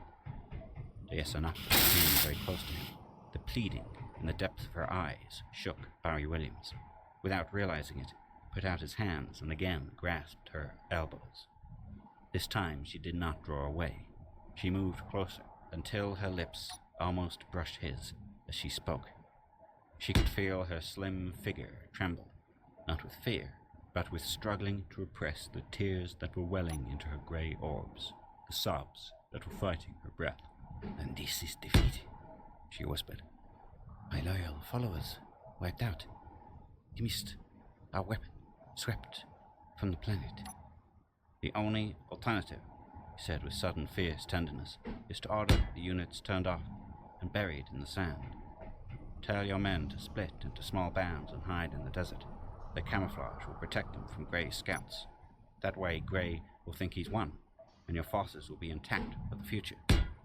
Deus Nocta's small hand found his and held it as she issued the necessary orders. When the screen was again blank, Barry Williams spun the dials. What are you doing? She asked. Tuning in Earth on the regular broadcast channels. Earth? At this time, Barry Williams, you would listen to Earth broadcasts. He turned to her reproachfully. Don't you trust me yet? I must know how my government is reacting to the situation here. For, if you follow my advice, you and I will be putting the case of the Martians before that government. I still think we have a chance of convincing them, but we'll need to find a spaceship. Take it. You are right, Barry Williams, Deus Nocta admitted sadly. You are right. In my efforts have only brought failure. My heart trusted you, believed in you, and because it was my heart, I mistrusted. I followed my reason instead. No woman should do that. I'm following my heart. Have from the beginning, Barry murmured. And it tells me we haven't lost yet. His hands left her elbows, went about her waist. Behind them, the Martian turned away. Revolt of Martian savages, broke in a voice from the radio. They froze, listening to the words that followed. Craig Gray, President of Gray Enterprises, Incorporated, is present in person at the scene of trouble, directing the heroic resistance of terrestrial pioneers. He has been authorized by world government to capture Barry Williams, investigator of the Dastardly Campaign, dead or alive. Williams disappeared into the desert, and the abortive attack by the savages followed immediately. Justice in the Crypt is said to be the wild battle shout of the Martians. Federal troops have embarked for Mars. It is... Barry snapped off the radio. Gray has pulled off another one. Deus Nocta clung to his hand mutely, her white face revealing the despair the news had brought. Barry's mouth was a straight, hard line. His eyes flamed, and muscles bunched in his shoulders. After a moment's silence, he turned the radio back on. More orders for you, Deus Nocta. Get in touch with your men. We want about half a dozen of the best, and tell them to bring along the oldest Martian they can find. But what? Why? If it's justice from the crypt they want, we'll give it to them. We're going to find out what's there and use it. Have your men meet us near one entrance to the place. Tell them to bring a portable visa radio so we can call the rest if we need them. This is the only chance we've got left. Chapter 5. Over the red sands of Mars, the silver mist of vengeance was slowly thinning. The two moons set their light probing down, breaking through here and there to find and bathe the sand. Where those rays found the little party that crept cautiously toward the crypt, it did not betray them under the red camouflage blankets. They moved silently ahead, invisible, determined. "We are there," the Esanactor whispered at last to Barry Williams, beside her under the cloak. "We must rise and go on foot the rest of the way." "Okay," he said. He scoured the sky, his sharp blue eyes trying to pierce the mist. "If any ships come over, they won't spot us. The mist is thick here." "The trick will be to get by the guard at the entrance. We don't want to have to overcome him and whisk an alarm." The Esanactor was speaking to the Martians. They rose with Barry and the princess, and the little party stayed close together to avoid being separated in the white shroud about them. A suggestion from Barry, and they formed into single file and moved forward. A sharp-eyed Martian was in the lead. "We are fortunate," the princess said. "The guard is away from his post." "Hurry," nodded Barry. "Inside. If we meet him after we're in, that's too bad for him." Silently as the whiteness about them, the party filed into the crypt. It was colder here, but the tunnel sloped sharply downward, and the air was heavier. They had gone only a few steps before the last whispers of the mist disappeared. The heavier air had held it out of the crypt. About them, the walls shone with a faint radiance. "Now," Barry turned to the girl. The party had been under his command from the beginning. Even the Martians had at last recognized that this Earth man was a leader. "Hypnotize the old Martian. With a willing subject, you can produce a deep hypnosis. Command him to think of the crypt. Remember everything he ever heard about it, or saw in it, from the time he was an infant." Der Esanactor's eyes bored into the rapt, obedient face of the old Martian. She murmured softly, sleepily in their tongue. The other's face slowly smoothed, his eyes going blank. Her words became sharp, commanding, insistent. Under their leashing, the old one's brow furrowed. He was remembering, digging deep into forgotten recesses of his mind. At last, Der Esanactor spoke to Barry. "I see the crypt 70 years ago. This one was here as an infant in his father's arms. It was different. There are fewer bodies. Their clothes are strange. None bear the wounds of battle." "Remember what we're looking for," snapped Barry. "I am deep down in the crypt," came the girl's voice, weaker. "Deeper than even I have ever been. I do not know the path. There is something here, something big. I cannot make it out. It is very faint in this one's mind." "Tell him to lead us to it," said Barry. "That will save your strength." Seconds later, they were following the old Martian through a labyrinth of tunnels. He moved rapidly, unhesitantly, his face wooden and intent. Der Esanactor was beside Barry, her hand in his. "Can it be?" she questioned. "Is the answer as simple as that?" "I hope so," he told her. "It's something you wouldn't have thought of, because you didn't remember all you were taught about hypnotism. And no one else could have done it against the old one's will." "Look," the Esanactor cried suddenly. "He has lost his way." "Impossible," Barry said. But the old Martian was leading them toward a blank wall. Still, he did not hesitate. With steps rapid and certain, he marched directly into the wall. His head struck, and he fell, rolling to his feet. Barry bent over him quickly, then rolled with one hand, digging at the wall. "It's soft dirt," he explained. "Didn't hurt him. He's only stunned." He stepped back to Der Esanactor. "That's why Gray didn't find whatever is here. It's somewhere behind that wall, cut off by an earth spike." "But what is there?" "We'll soon find out." Barry's hand dug at the wall, scooping away the soft dirt. "Tell the boys to start digging, but post a couple up the tunnel in both directions, so you won't be surprised." 4 Martians and Barry Williams dug at the wall with cupped hands. It was hot, dirty work in the heavy air of the crypt. Sweat beaded their faces. Arms ached after the first few minutes. Barry didn't slacken his pace, and the others stayed with him. At last, the Earthman gave a cry of triumph. "It isn't thick. See, The dirt is crumbling away from us now, falling on the other side. The vigor of their attack doubled. Hearing the cries, the Martians posted down the tunnel came running to help. Deessa Nocte stepped closer, her face radiant. Barry threw her a glance, and his heart noted the way her black hair drew back highlights of the wall's radiance. His hand shot out against the wall, viciously, and the last grains of dirt fell inward. Light showed through. Beside him, the others worked frantically. In seconds, the opening was large enough for one of them to pass through. Deessa Nocte, Barry Williams gasped. Go in. I'll be right behind you. The rest crowded behind, and all but the unconscious old Martian was soon on the other side. They stared open-mouthed, incredulously, at the sight that met them. It was a great room, into which they'd made their way, the walls luminous, and stretching off almost out of view. There were no dead here, except for one object. The vast chamber was empty. That object itself was big, black, rearing upward above them halfway to the distant roof. A spaceship, cried Deessa Nocte. The great-grandfather of all spaceships, added Barry. Look at the size of it, the diameter of those rocket tubes. Used to pour fuel inefficiently, but they made it. Crashed through the roof of this place. Look at the dark patch overhead, where sand filled in a gap. Justice from the crypt, murmured the girl. So do I, rapped Barry. Come on, you and I are going inside. Tell the others to guard this opening. Hand in hand, the two of them passed through a yawning port. Beneath their feet, the ramp was solid. Metal did not corrode in this dry atmosphere. The old ship had not deteriorated in its years here.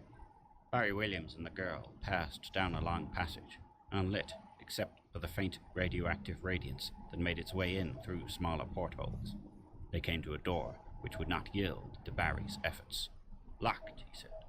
We can't stop for that. His heat ray came out. The beam played against the lock until the metal glowed and ran. Barry kicked at the bottom of the door, where the metal was cooler. It swung inward. It's the control room, Barry said, as their eyes slowly adjusted themselves to the even dimmer light of the room. Barry's hand groped against the wall beside the door. There was a click, and a yellow radiance sprang from the ceiling. Even the batteries are still good, he muttered. What is this? Deessa Nocte cried with a shudder. The room was a maze of instruments, levers, panels about the sides. But it wasn't this that had shocked the princess. It was the bodies. Two, sprawled on the floor, one on its back, still held a weapon in one hand. That weapon pointed to the third body. Slumped in a chair before an instrument panel, the third body had grown rigid, a look of amazement on the undecomposed face. In the right hand, the weapon that had undoubtedly killed the other two was still poised. You can almost see the smoke curling from the muzzle of that ancient automatic, said Barry grimly. He fought it out. Must have been after the one in the chair landed the ship, and everybody lost. It's horrible, the girl murmured. Why? A sudden commotion, reaching their ears faintly from outside, cut off her question. There were shouts, cries of pain and rage. Running feet pounded up the ship's ramp, came down the passage toward them. Barry brought up the heat ray in his hand, lowered it as a Martian staggered into the room. He was burned across the face and body. His pale lips moved. Faint words came forth. Others were choked off as he slumped to the floor. His body sprawled beside the other two already there. He says a god comes, Deessa Nocte explained wildly. One they cannot harm. The rest of my followers in the room outside have fallen. Other footsteps sounded at the door. Barry's heat ray came up again. This time its beam sprang across the room, bathed the figure that came through the door with blazing heat. No good, Williams, came a snaring voice, metallic through a spacesuit communicator. Don't you know impervium when you see it? Yes, I know it, said Barry. His eyes had noted the thin, fragile-looking garment over the spacesuit that Craig Gray wore. Impervium. Fabulous, incredibly expensive, proof against any heat ray. There's about a dozen suits in the system, and you have to have one. Craig Gray's little black eyes snapped with triumph. A man who fights savages needs one, Williams, he mocked.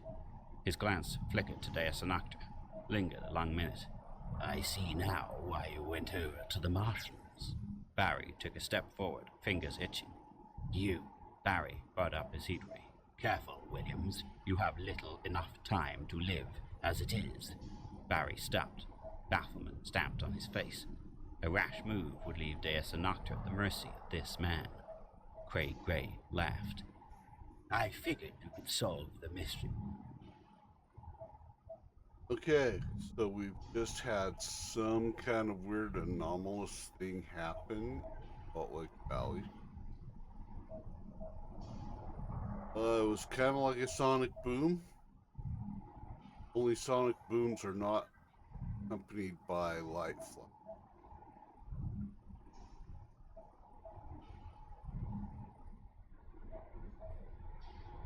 Watch the internet for something on that.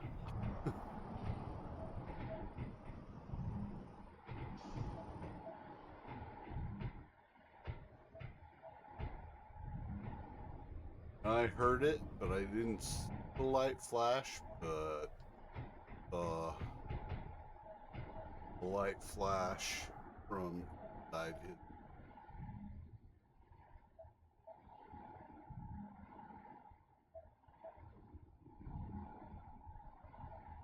Be curious as to what it was.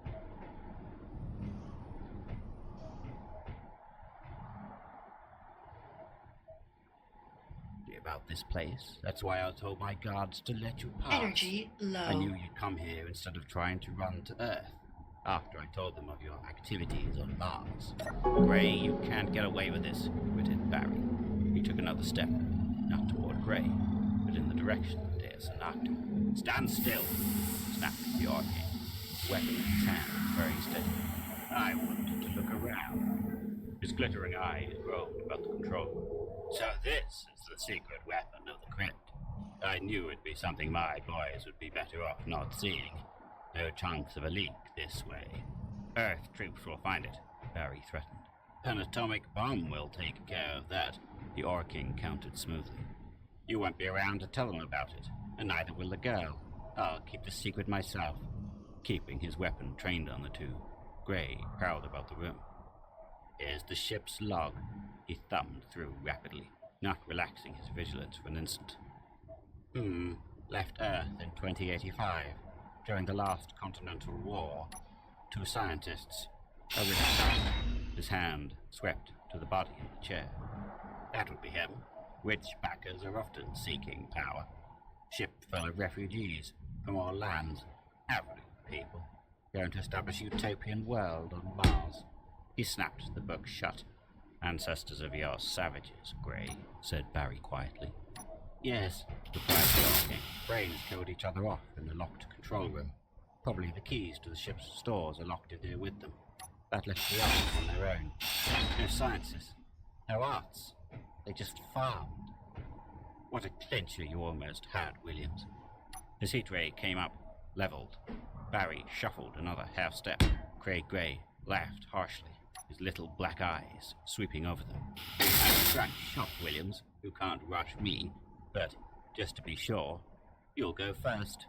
A flaming beam of his heat ray cut across the room, and Barry leaped at the same instant. Pain lanced through his left shoulder, but he was not leaping toward Craig Gray. Barry was plunging toward the floor. There was a body there, and he smashed into it, a body with an ancient weapon still clutched in a right, long-dead hand. Craig Gray backed away a step, the ray beam sweeping a fiery arch toward the other. A sharp report thundered in the room, bouncing in a dozen echoes and re-echoes from the metal walls. Smoke curled from the muzzle of the old automatic in Barry's fingers, and bitter, acrid smell was in his nostrils. Long years in the dry atmosphere of the crypt had brought no corrosion, no deterioration to the weapon. Again, Gray backed away, a curse ripping through his thin lips, suddenly clenched with pain. His right arm dangled uselessly, the ray gun dropped his nerveless fingers. Barry Williams came to his feet, the searing pain in his right shoulder forgotten momentarily in his triumph. Impervium was made to stop heat rays, Gray, but an old automatic waited here hundreds of years to bring justice to Mars. He turned to Deus Anocta. Her face was radiant, but the grey depths of her lovely eyes clouded as they fixed on his seared shoulder. Barry! Never mind me, he ordered brusquely. Get to that radio we brought. Tell your men to let loose the mist again and attack at once. Craig Gray's pain-twisted face went paler. The mist! You can't! I'd destroyed! That's what you're supposed to think, Gray, Barry snapped. But you'll see that silver lining shining through the cloud you brought to Mars. Then we'll put the mist drug and Aesanacta's hypnotism to work on your rotten mind. We'll get enough details on your fraud to convince any government. Now come on, get outside. Your men will fall like sheep without leadership. I'll have the princess speed things up by offering amnesty to those that surrender without resistance. Craig Gray went slowly through the passage down the ramp of the old spaceship. 12 miles above the surface of the red planet Mars hovered the fleet of Earth transports, the federal troops who'd made the trip from Earth were never to land. For Mars was a free planet, and Earth government had commanded its forces to respect the sovereignty of Aesanacta, Queen of Mars. From below, a steady stream of smaller ships was flowing up to the transports and back downward for another load. Can't figure it out, said a puzzled soldier. We came to fight Martians, maybe take some Martian prisoners, and we're going home loaded with Earthmen who are prisoners. There weren't any Martians, explained his irate sergeant. They're really Earthmen, and these prisoners have been treating them like Martians or... Never mind, nodded his superior. Anyway, the ether between here and Earth's been burning. Faces, pictures of documents, a confession, and all sorts of stuff have been radiographed to the old home planet, and we've got our orders. The sergeant was on firmer ground now. Here comes the guy I wouldn't want to be, Craig Gray. After the stuff he's admitted, 3 times his money wouldn't keep him from the gas chambers. As the last of the Earth ships blasted homeward, Aesanacta, Queen of Mars, turned to Barry Williams, acting terrestrial ambassador. Affairs of government weighed heavily on her, and Barry's training had been of invaluable help. She fixed her tired eyes on him, and they glowed softly as she spoke.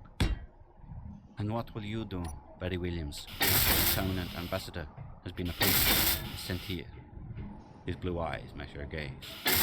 Read my mind, Aesanacta. This time my will is not opposed to it. The answer is there. She came closer. I will not use science to find that answer, Barry. It is in your eyes and on your lips. But you must speak. There are some things a woman, even a queen, wants to learn only from the lips of the man she loves. Hello, sci-fi horror fans. That concludes Mists of...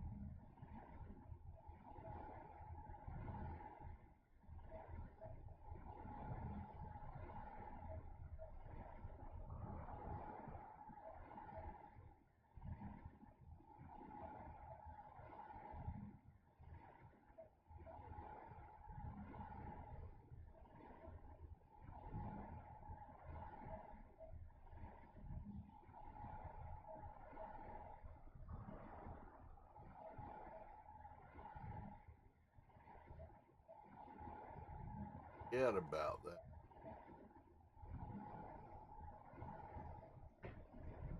Yeah. Happening alive. That's what I just went out and looked at. Had to step outside for. It sounded like a sonic boom, which is kind of weird to have happen Salt Lake Valley.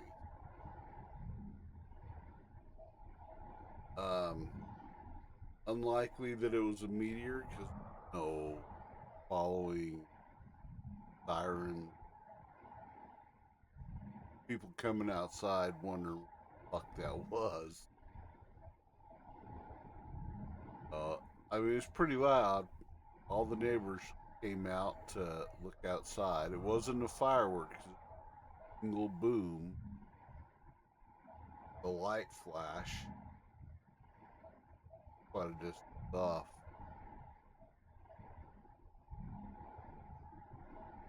What my nephew described kind of reminds me of what you hear about with ball lightning, which is I've never heard of ball lightning happening in Salt Lake Valleys. I don't know, but it was loud. It was loud enough with my headset on. All the noise going on in the where you go background.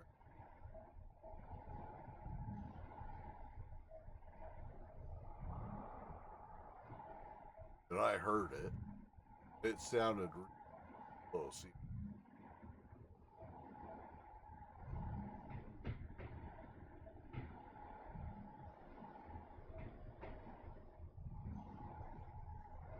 Almost sounded like someone trying to either kick in a door or off a, large caliber rifle by. That kind of presence.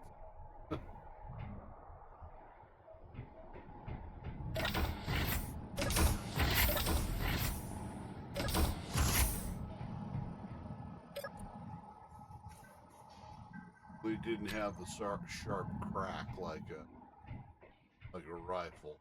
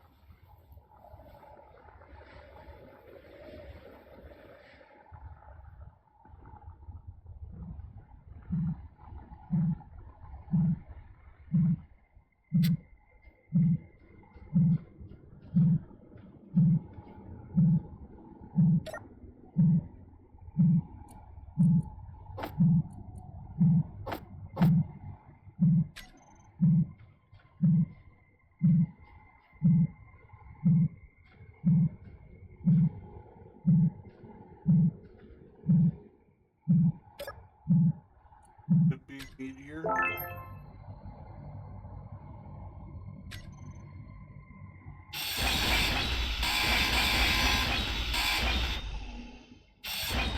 Not that, but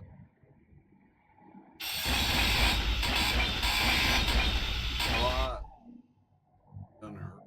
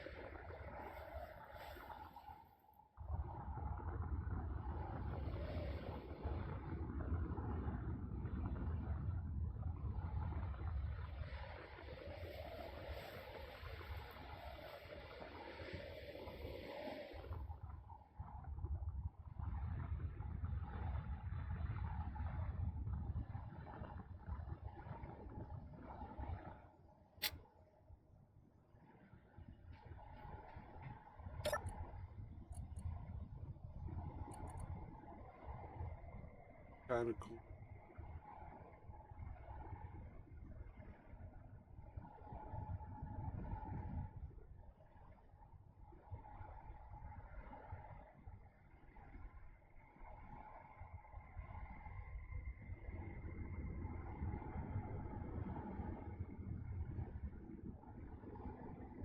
We do have military bases valley. There are no live fire.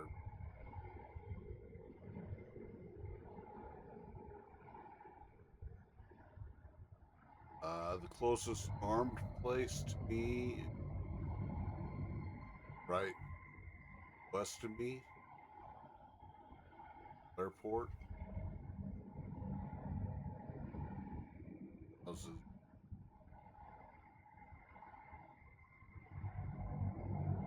Fly choppers out of there all the time. That was definitely any kind of military ordnance. I know what that sounds. And definitely.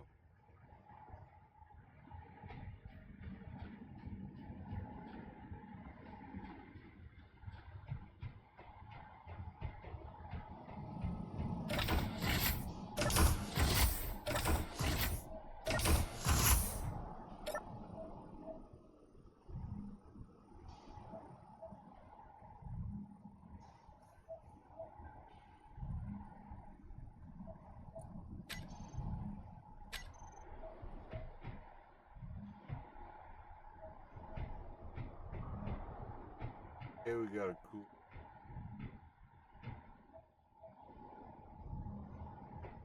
Okay.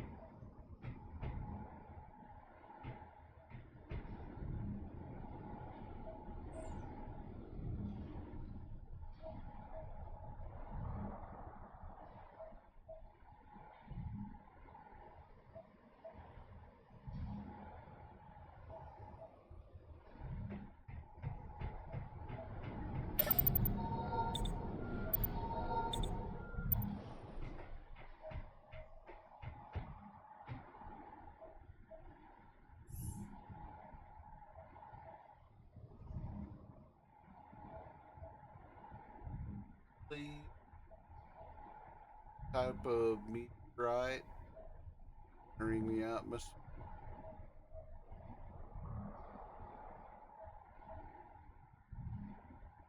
But it didn't have an explosive. That was sounded lower to being going off at fairly large.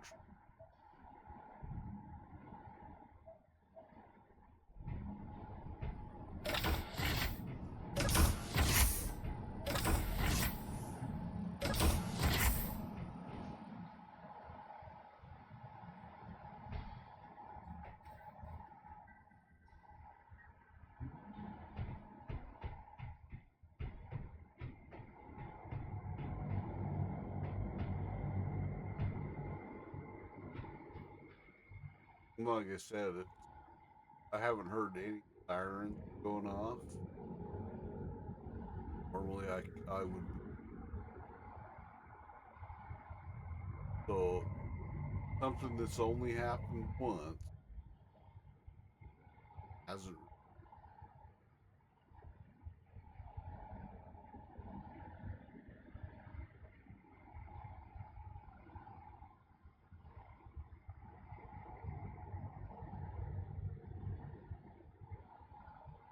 Actually,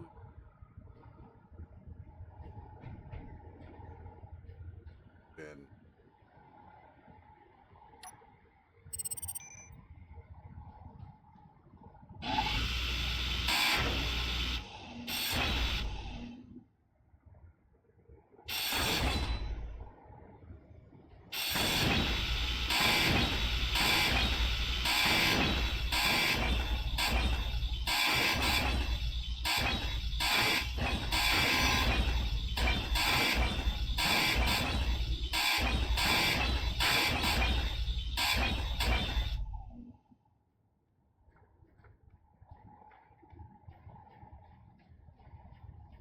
Be kind of cool if it was like a Ash. Never get.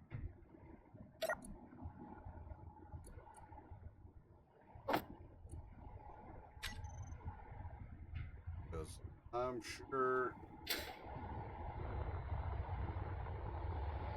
troops would get mobilized for that. Covered up. No space aliens for us fucking regular folks.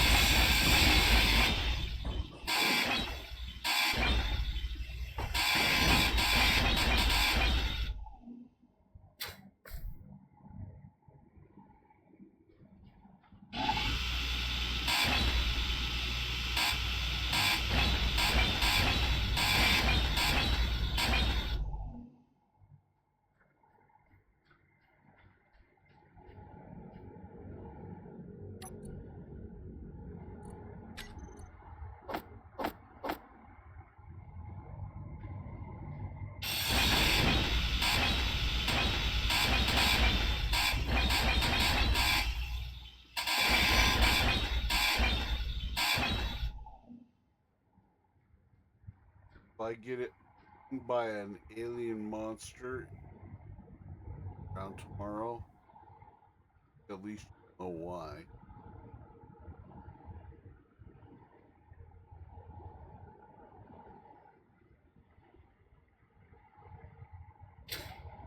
Or at least how it got here.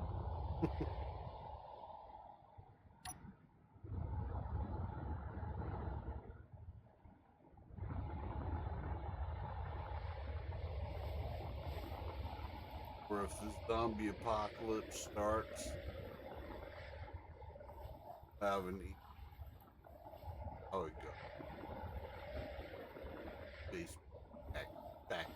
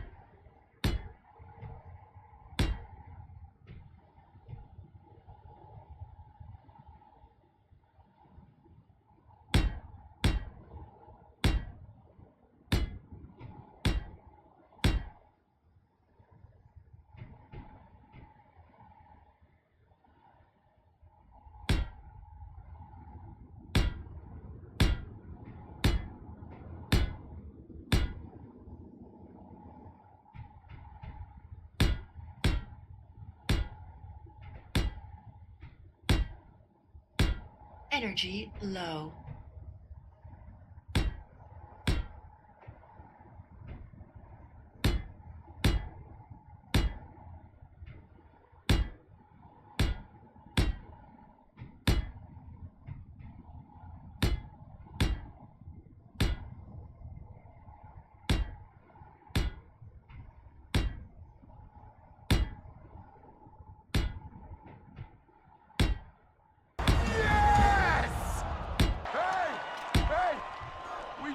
Other. He's a friend from work.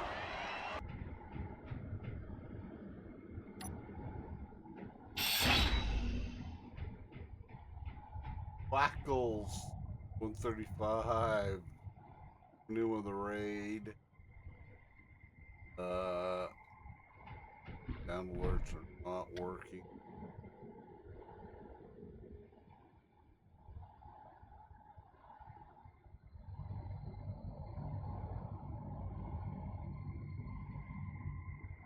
Hang on just 1 second.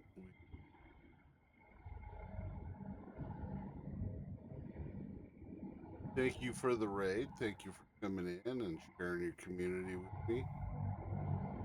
There are a lot of delay. No, normally there should have been sound alert, but I had a problem with the internet earlier. Obviously, my labs connected.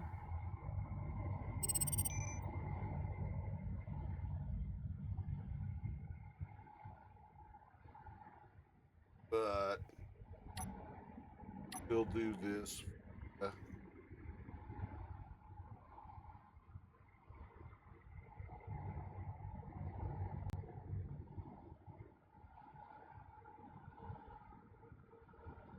Oh.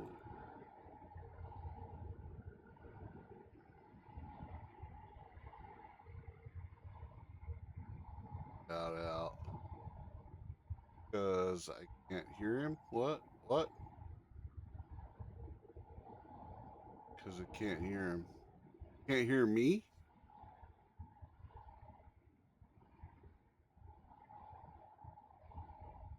You should be able to hear my voice. Be able to hear me talking.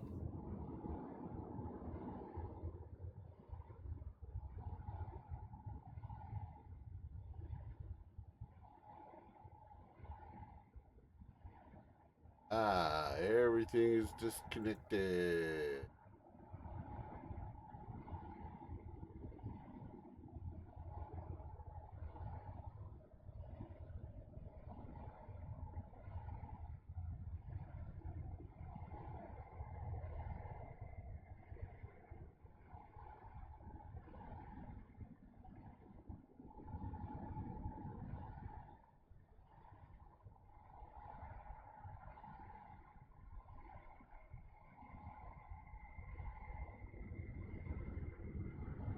Okay, everything should be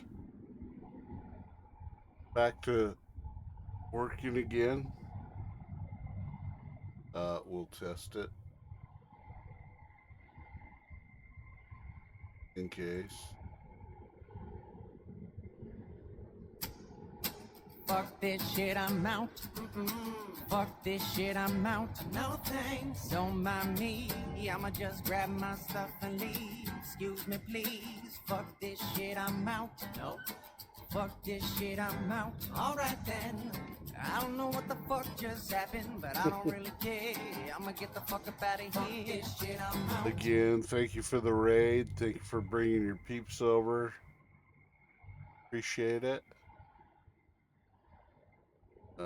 Enjoy your lurk. Go ahead and lurk in the background. I get it. Check our alert boxes. Make sure it's all connected.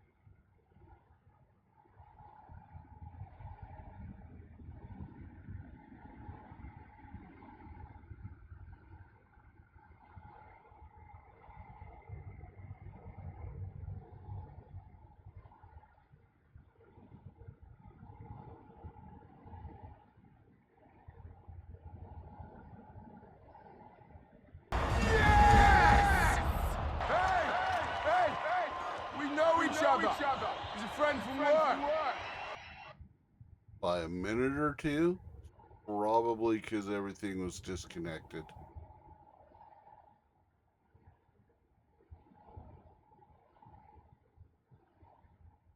Actually, the delay is probably due to the fact the internet went out earlier. When that kind of shit happens, it fucks with shit. Refresh your page. See if your shit's still working. Emotional damage. Yeah, emotional damage. See, for me, that's not delayed. As soon as that alert comes up, I can see it on screen, and the audio comes through for me at the exact same.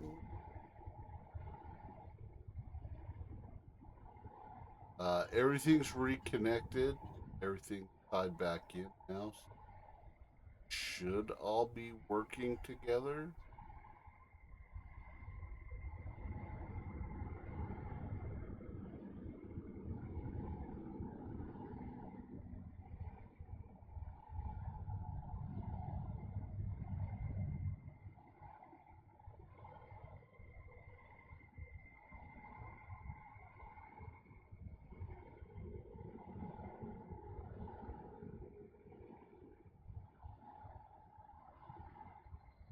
Should all be working the same, I guess. I don't know, when the shit goes out like that,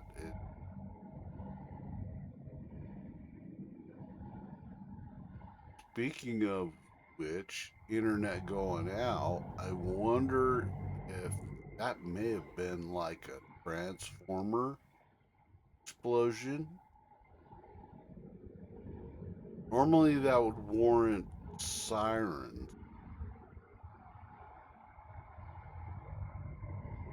I wonder if that was a transformer blowing. Normally when that happens in the valley, they don't run sirens. They send out officers with just lights, and then they will alert the local power authority, and they roll out there. It's just lights. At night, they don't roll with sirens because that takes a long time. That took 3 minutes for me to hear. It took 3 minutes? Did somebody say waffles? No. I have brain damage.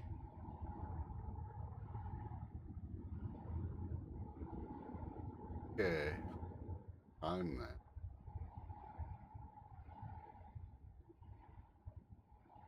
Three minutes to go through.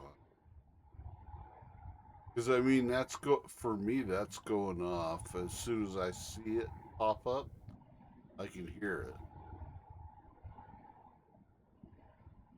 So if it's taken 3 minutes for the audio to get through to you, that means it sounds like you need to refresh it, not me. Because me refreshing it won't do anything for you.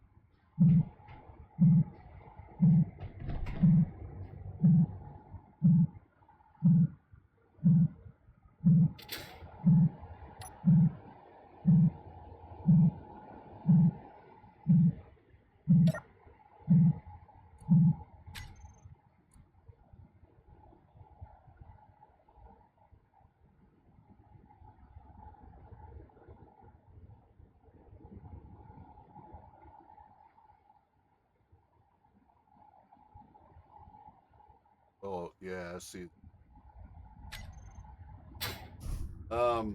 It wouldn't be the first time that a transformer's blown outside of the neighborhood. The neighborhood that I'm in and the one that's north of where I'm at, we're on two different power grids. So the neighborhood that I live in, anything north of the church, which is north of me, is on a separate power grid from where I'm at. Now, what my nephew described was a flash that joined with the boom. Happened at the exact same time. That tells me it was something close, it was loud, and it provided a light flash. That tells me it's probably a transformer. And the neighborhood on that side is even older than the neighborhood that I live in. And it's not the first time, it wouldn't be the first time that one of the transformers over there blown out, because that place gets neglected fairly bad. So that kind of explains everything. It covers everything, I know that.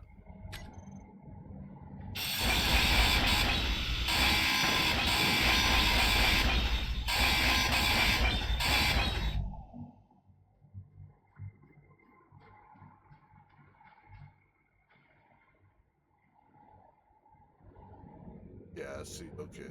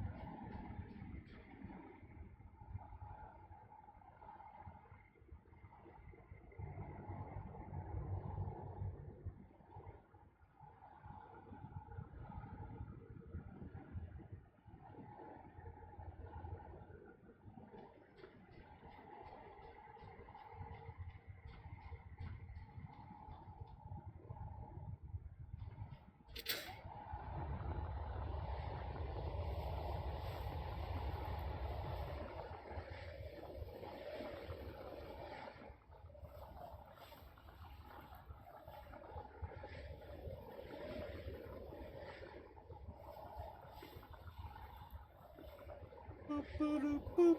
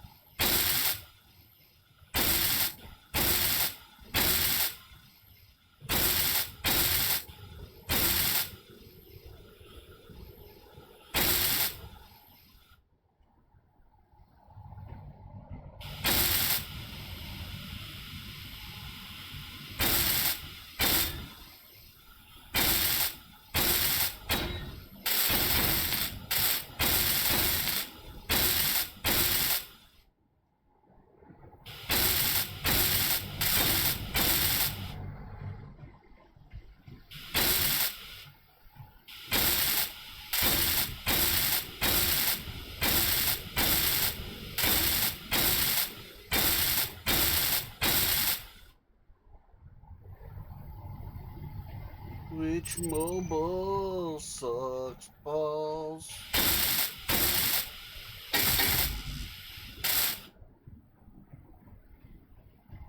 Bop, bop, bop, bop.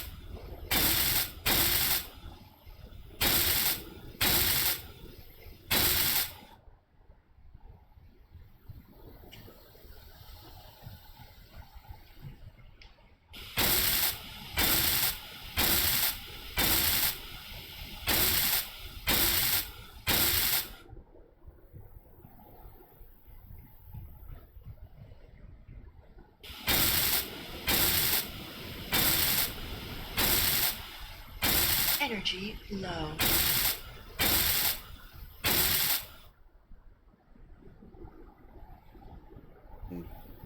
Probably gonna have to.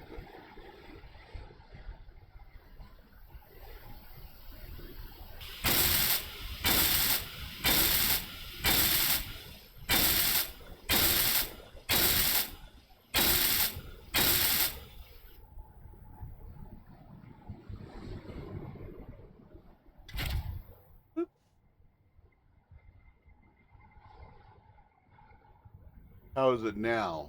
Try it now, Will. Do a sound alert.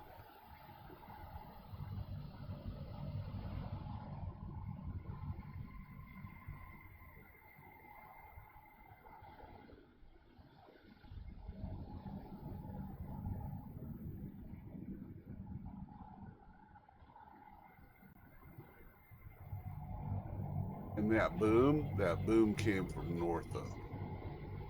I could definitely tell the direction came from northwest of where I'm at. That tells me it was probably something like a transformer bolt.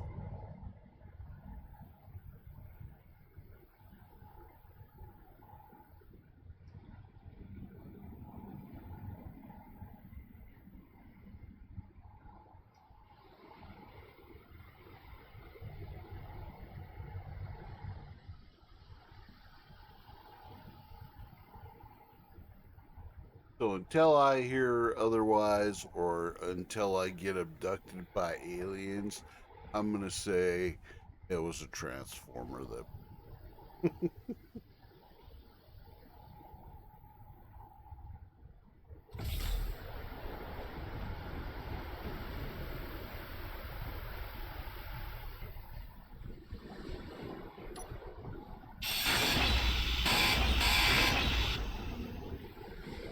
Want to take that one.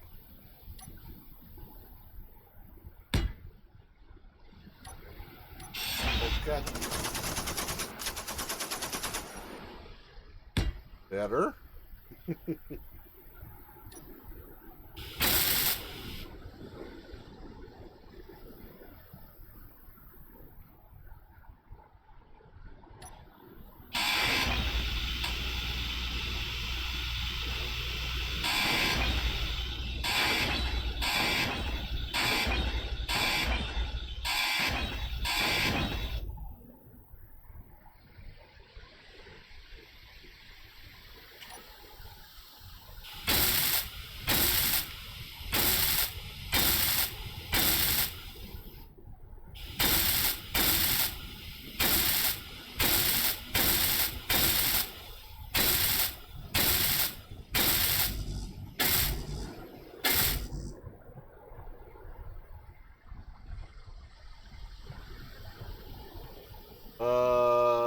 It was definitely not the Yellowstone supervolcano exploding. If it was, lived close enough, I'm pretty sure I would have felt it already, and I'd probably be dead by now.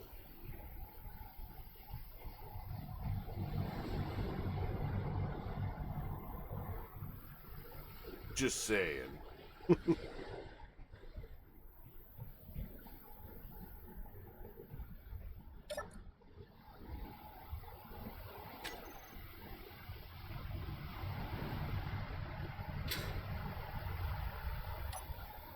Pretty sure I wouldn't have any internet. We'd have no power.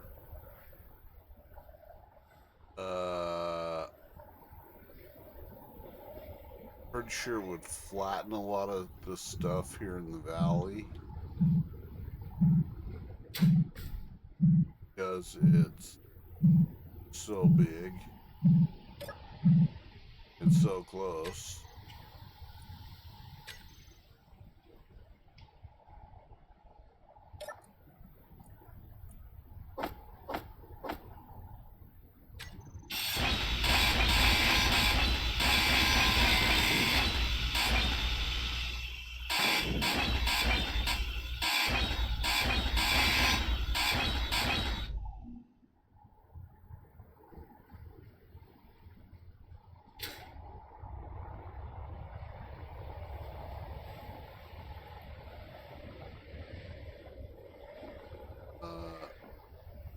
don't think that the Yellowstone supervolcano will go off within time.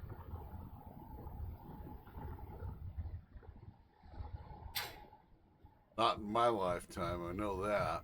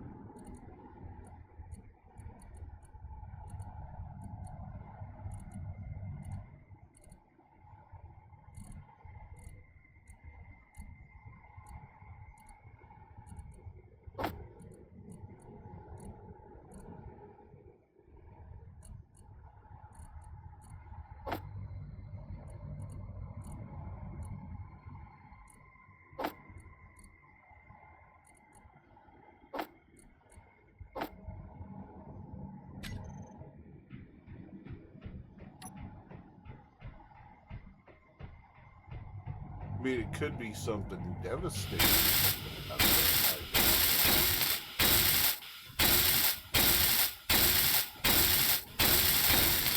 More likely it was a transformer.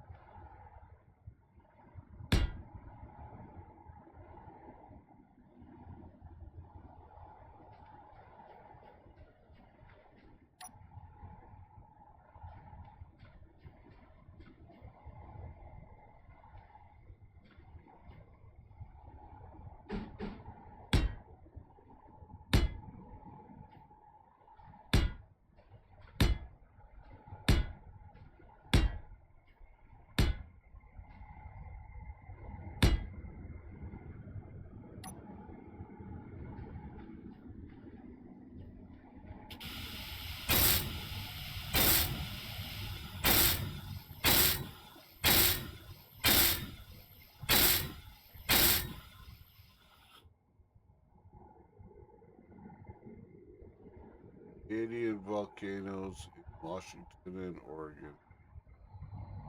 Uptick in shallow quakes in the last few months.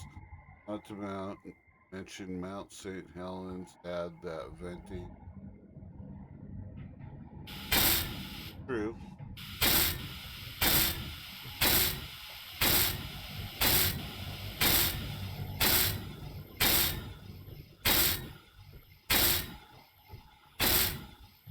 But those type of pressure releases going off all the time in proximity to Yellowstone releases the tension from Yellowstone, according to a lot of the research that's been done. So every time there's a pressure release somewhere else in a connected vicinity of Yellowstone, taking pressure away from Yellowstone. Not to mention Yellowstone has an active venting process all on its Energy own. low. So it has ways of releasing its own tension and her own pressures, I guess. That might be a better way of putting it.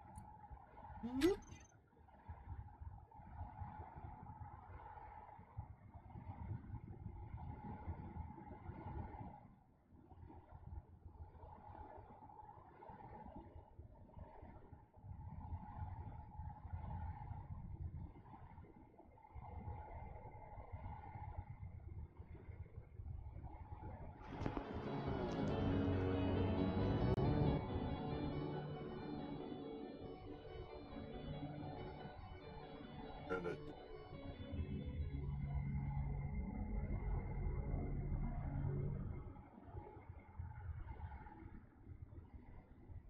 I used to be a scuba instructor in Bali, Indonesia. Groups could book me for a casual lesson or for like a week's worth of diving where they could earn a provisional diving license. So this one group books me. They're a mixed group in their early 20s, couples and friends. Good people. Silver spoons galore, but I'm not one to judge. Our first activity was underwater walking. Now, I had never tried underwater walking since it was relatively new at the time, but I'm keen to try it. So we pile into a little boat and take a short trip out towards the mothership. Now, this is just a naval term for a larger boat that smaller ones like ours can work from. But we go one step further to justify this, having spray painted one of those huge gray alien heads onto the hull. It looked awesome, and naturally the kids loved it. Underwater walking itself was similar to the time I did scuba. Scuba plus snorkeling equals snuba. in the Caribbean, in that the oxygen tanks float up on the surface of the water instead of being on the diver's back. The other major difference to regular diving is that instead of having a scuba mask to breathe out of, we had these big old sci-fi looking helmets on. I mean, they looked like they were props from that old Lost in Space show that used to be on TV. I went first, and the procedure was pretty simple. I hung onto the ladder with the majority of my body in the water. They placed a small foam rubber ring on my head to cushion the helmet, and then they finally put the helmet on. The second that it was on my body, it felt like its weight was forcing me to the bottom of the ocean. It was kind of scary because I went down pretty fast, which caused the pressure to build up quickly. I made sure to swallow and yawn a bunch to negate the effects of the pressure, and I was fine. Also, I could never really get a deep breath of air because as I breathed in, the helmet began to make a vacuum. I would have to stop to let it fill in with more air. Then 2 members of the mixed group of teens followed suit before a scuba diving man came down to be our guide. He handed all of us a piece of bread in a plastic bag, which drew all of the fish to us. That was a lot of fun watching otherwise timid fish practically swarming us. There were metal guiding handrails in the ocean floor, which I followed. The 2 kids followed behind me. It was very difficult to walk because the current was surprisingly strong and the helmets were quite heavy. We found it all incredibly enjoyable, though. I had been diving for years, and even to me it was a novelty. As I breathed, there was a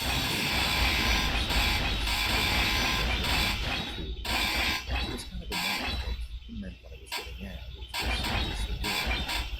That's why it was so sad when the sound suddenly stopped. I was confused, but it quickly came back on after about 2 or 3 seconds, and I could breathe again. After a moment of time, again, I came back on very quickly. I rationalized it by assuming that my tank had run empty, and they were switching it to a different one. No big deal. I didn't understand how they would run out so quickly, but I didn't think too hard about it. It soon came back on and I could breathe, so no big deal. After about 10 minutes or so, I'm guessing I have no idea how long we were down there, the guide points at me and indicates that he wants me to climb over the railing. I was very confused, but I did it after he made it very clear that was what he wanted.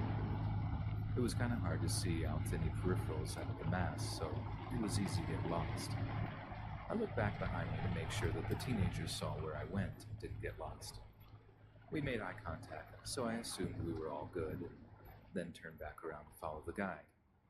He had me walking in a very small path between 2 corals, so I went very slowly to make sure that I didn't cut my legs up on them. It was hard due to the strong underwater current, my unwieldy helmet, and an occasional tug by the air tube as I pulled it taut. As I reached the guide, my air stopped again. I figured it was no big deal, like the previous 2 times, and continued on. I followed him for a bit, but it still didn't come on. 5 seconds without oxygen, then 10. I started to get confused. Was this some kind of joke? If so, it wasn't funny at all. 15 seconds. I thought to myself, don't panic. They always tell you not to panic. But I panicked. I started taking quicker and quicker breaths, but I forced myself to stop that. Thanks to previous training, I knew that that was the worst thing I could do. I spun around to the guide and started pounding my fist on my chest. That was the sign for I can't breathe. He seemed to notice and started walking away. I could only hope that he was taking me to the boat. I thought maybe I should just try and shrug off the helmet and swim to the surface. I didn't know if I had enough air to make it. I didn't know if the boat was above me. I didn't want to hit my head. I didn't know if I could actually shrug it off, and I didn't want to get the bends, so I figured it wouldn't be a good idea. 30 seconds. I started to notice that I was getting less and less oxygen with each breath. Water was starting to seep into my helmet. I had to look up to breathe with the little air that I had. I grabbed hold of the guide's arms so that I wouldn't lose him, and also so that he would understand the gravity of the situation. I gave him quite the death grip. 40 seconds without oxygen, my lungs burned for air. I saw the ladder of the boat. I knew that all I had to do was make it there and I would be okay.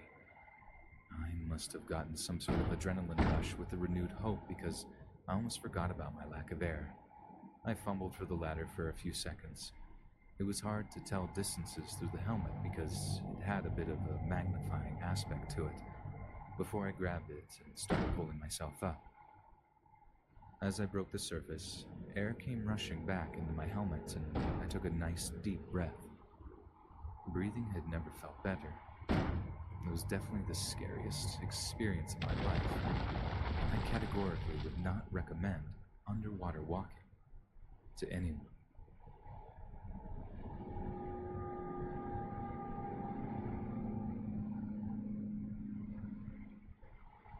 Being that I live on the coast of Mississippi, I have been on and around the water my entire life. I have countless stories of crazy experiences and bizarre happenings while being on the water. Most involve dealing with bad weather, such as lightning storms, water spouts, or rough seas.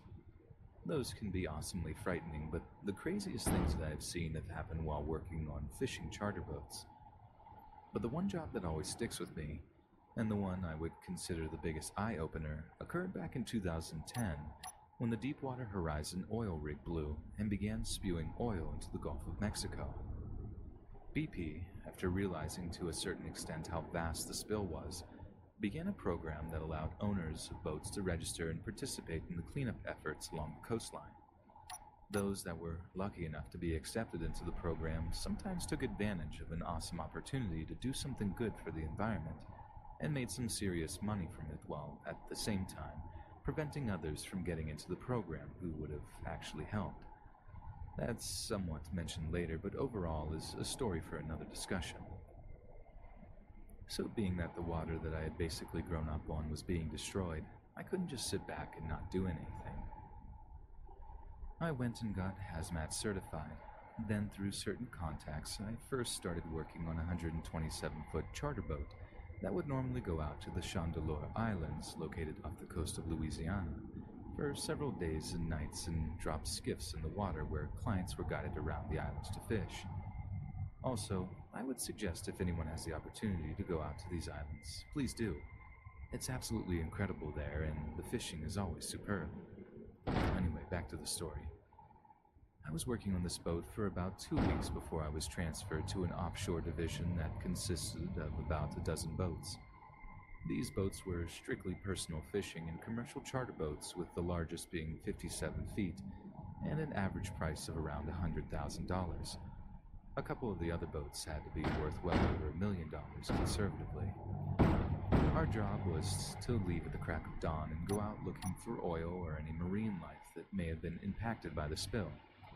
If we found crude oil, slicks, or anything else out of place or not normal, we'd log it, take pictures, and report it. For about a month, all we ever found were slicks. But one day, we went out about 100 miles or so, and I'll never forget the sights or smells that day.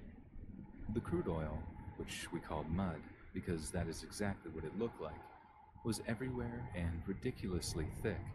On average 6 inches and in some places up to 1 foot. It was like super thick putty and, to be honest, is actually really hard to describe. To put this into perspective though, if you've ever been mud riding or seen a truck get stuck in the mud, that's exactly what it was like to these boats, but out on the water and a lot worse. Over time it destroyed the boat's hulls and caused significant damage to pretty much whatever it touched. We were the first group to find the crude and report it coming in that close to the shore. Also during this time, we found a life jacket belonging to one of the poor guys who actually worked on the oil rig when it blew. Words honestly can't describe what that was like. It was a haunting moment to say the least. So, we eventually get back to shore and that's when things started to change. The operation had now shifted to, how are we going to clean this up? And what are we going to do with it? It wasn't until this point when we all realized how serious this was, not only for the coastline, but for the environment as a whole. The next morning at the dock, we noticed that pallets of skimmers and absorbent materials had been dropped off. We were to use the skimmers to round up as much crude as we could, tie off the skimmers into a circle, and place the boom together with the crude inside. That would then be brought to the decontamination stations by another division who was assigned that job. A little reminder, our job originally was to just spot, find, take pictures, and report back, not necessarily handle the oil if at all possible. But it got to the point where instead of myself being the only one who could handle the crude on my boat, everyone else working the boats eventually ended up in protective suits handling this toxic, sludgy substance in 100-plus degree temperatures for 12 hours a day. A little side note, each boat had to have at least one hazmat certified person on board at all times who was supposed to be the only person handling the crude. Also, only 4 people were allowed to work on each boat in our division. We also ended up getting stranded twice by the shrimp boats, who decided to call it a day, leaving us with no way to move the crude while also not allowing us to leave because we couldn't just leave the rounded up crude unattended. It was absolutely miserable. Nobody could have ever imagined what we were getting into. BP themselves had no idea what they were getting into, and their claims of being prepared were completely overshadowed by the fact that they truly did not know how to run and contain an operation of this magnitude day in and day out. This became a day-to-day challenge up until the point when my shady boss got caught being greedy, charging BP for every miscellaneous thing he bought, which caused all of his boats to be shut down. During this time, both the employer and employees were making some serious money. What ruined it were the greedy jerks who just couldn't get enough. This, in turn, caused less boats that were actually doing it for the right reasons from being able to make a change out on the water. In total, we worked a little over 3 months, going out every day and seeing schools of dead fish, dead sea turtles, was disheartening to say the least. Although it was one of the most awful experiences of my life, I do feel like we made a difference out there, even if it was just a little. On one of our last trips, we were about 20 or so miles out past the barrier islands when we could see from a distance what looked like the water boiling and had a red, orange, and yellow color to it. When we got close, we realized it was a school of thousands of redfish and jack crevelli that stretched as far as we could see and was about 100 or so yards wide. Being in the middle of that, surrounded by these fish, just cannot be described with words. It was incredible, and that was the one moment that gave us hope that what we were doing was not a waste, and that we were in fact doing something worthwhile. Still to this day, it is the most incredible thing I've ever seen on the water, aside from the oil spill itself. Lastly, just to throw this out there are still tons of oil out in the Gulf, regardless of what people say. It's just buried and on the seafloor due to the so-called dispersants that BP claimed would break the oil up. It still can be found on the islands, beaches, and marshes. The marine life is just now getting back to normal again in the past 2 years, and it's only going to get better, as long as some nonsense like this. The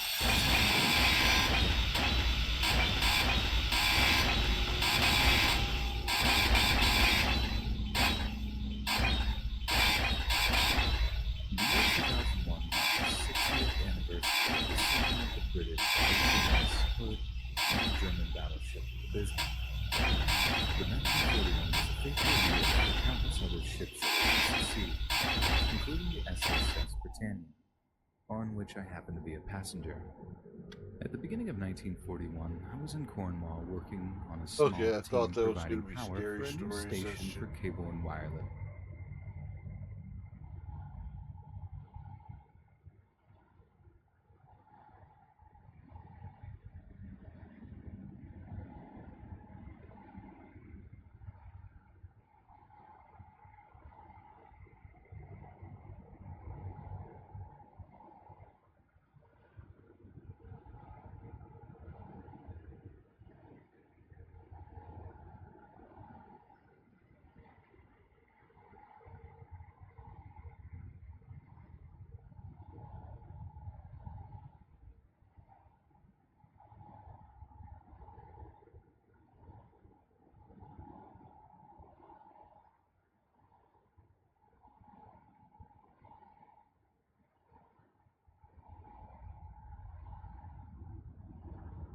Robert Armstrong had walked just over 2 miles, as far as he could judge, when his torch failed.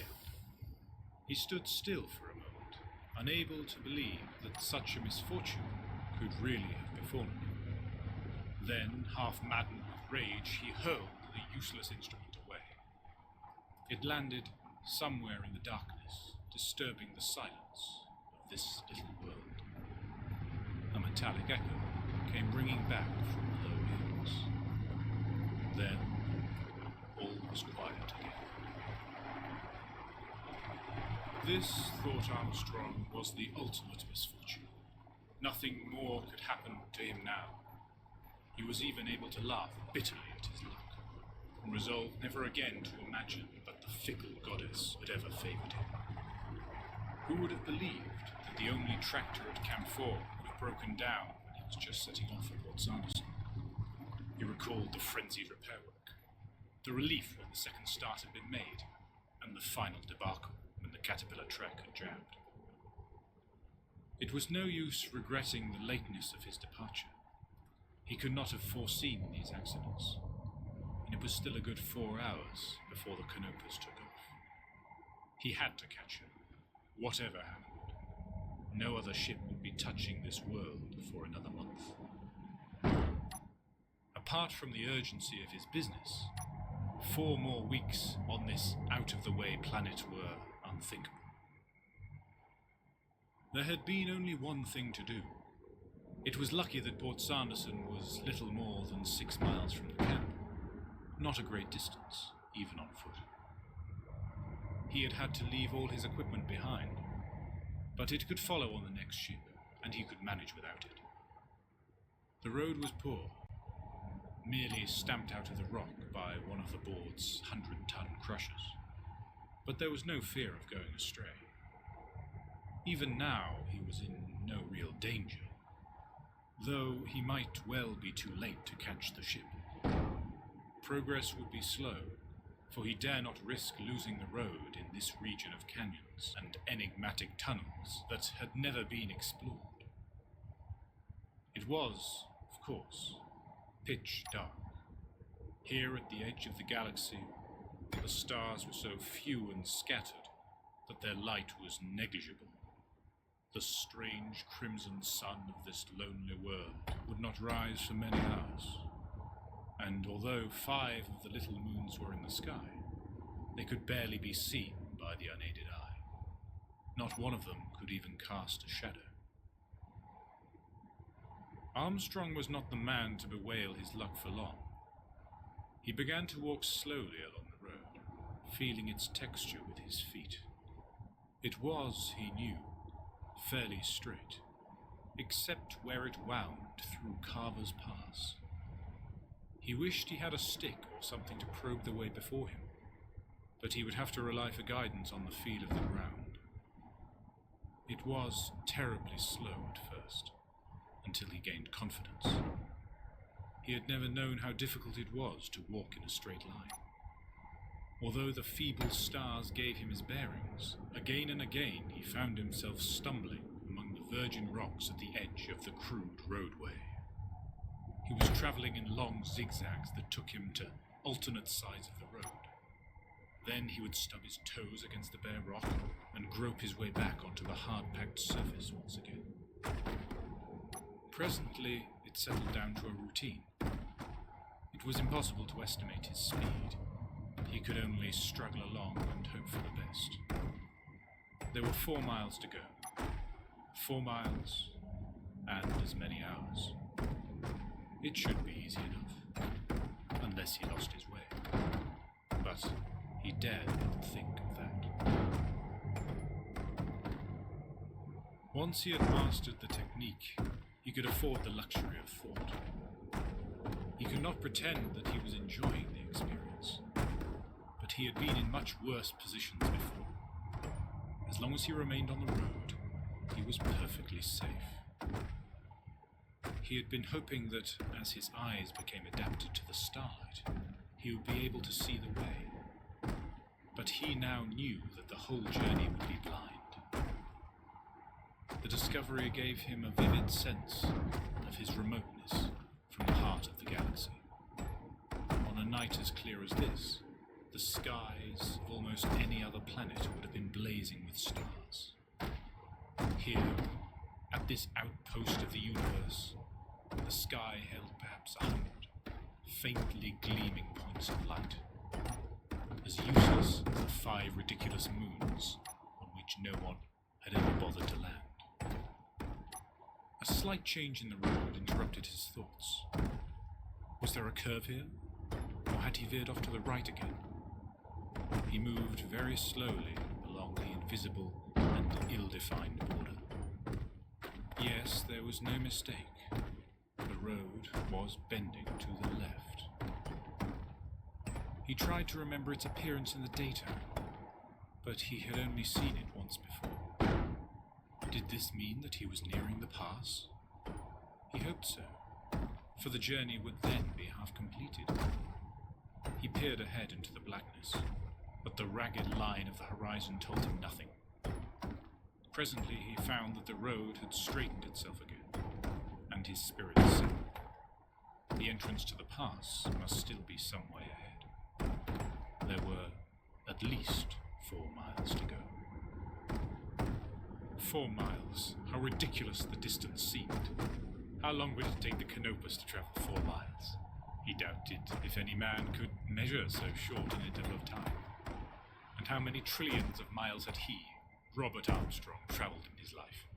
It must have reached a staggering total by now, for in the last 20 years he had scarcely stayed more than a month at a time on any single world. This very year he had twice made the crossing of the galaxy. That was a notable journey even in these days of the Phantom Drive. He tripped over a loose stone, and the jolt brought him back to reality. It was no use here thinking of ships that could eat up the light years. He was facing nature, with no weapons but his own strength and skill. It was strange that it took him so long to identify the real cause of his uneasiness. The last 4 weeks had been very full, and the rush of his departure, coupled with the annoyance and anxiety caused by the tractor's breakdowns, had driven everything else from his mind. Moreover, he had always prided himself on his hard-headedness and lack of imagination. Until now, he had forgotten all about that first evening at the base, when the crews had regaled him with the usual tall yarns concocted for the benefit of newcomers. It was then that the old base clerk had told the story of his walk by night from Port Sanderson to the camp, and of what had trailed him through Carver's Pass, keeping always beyond the limit of his torchlight. Armstrong, who had heard such tales on a score of worlds, had paid it little attention at the time. This planet, after all, was known to be uninhabited. But logic could not dispose of the matter as easily as that. Suppose, after all, there was some truth in the old man's fantastic tale. It was not a pleasant thought, and Armstrong did not intend to brood upon it. But he knew that if he dismissed it out of hand, it would continue to prey on his mind. The only way to conquer imaginary fears was to face them boldly. He would have to do that now. His strongest argument was the complete barrenness of his world, and its utter desolation. Though against that one could set many counter-arguments, as indeed the old clerk had done. Man had only lived on this planet for 20 years, and much of it was still unexplored.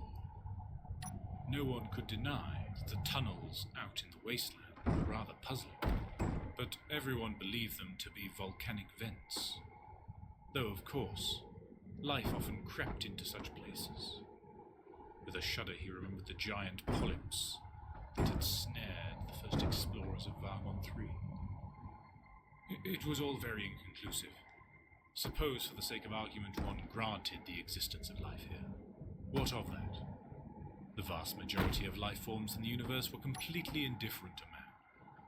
Some, of course, like the gas beings of Alcaran, the roving wave lattices of Chandaloon, could not even detect him, but passed through or around him as if he did not exist. Others were merely inquisitive, some embarrassingly friendly, There were few indeed that would attack unless provoked. Nevertheless, it was a grim picture that the old store's clerk had painted.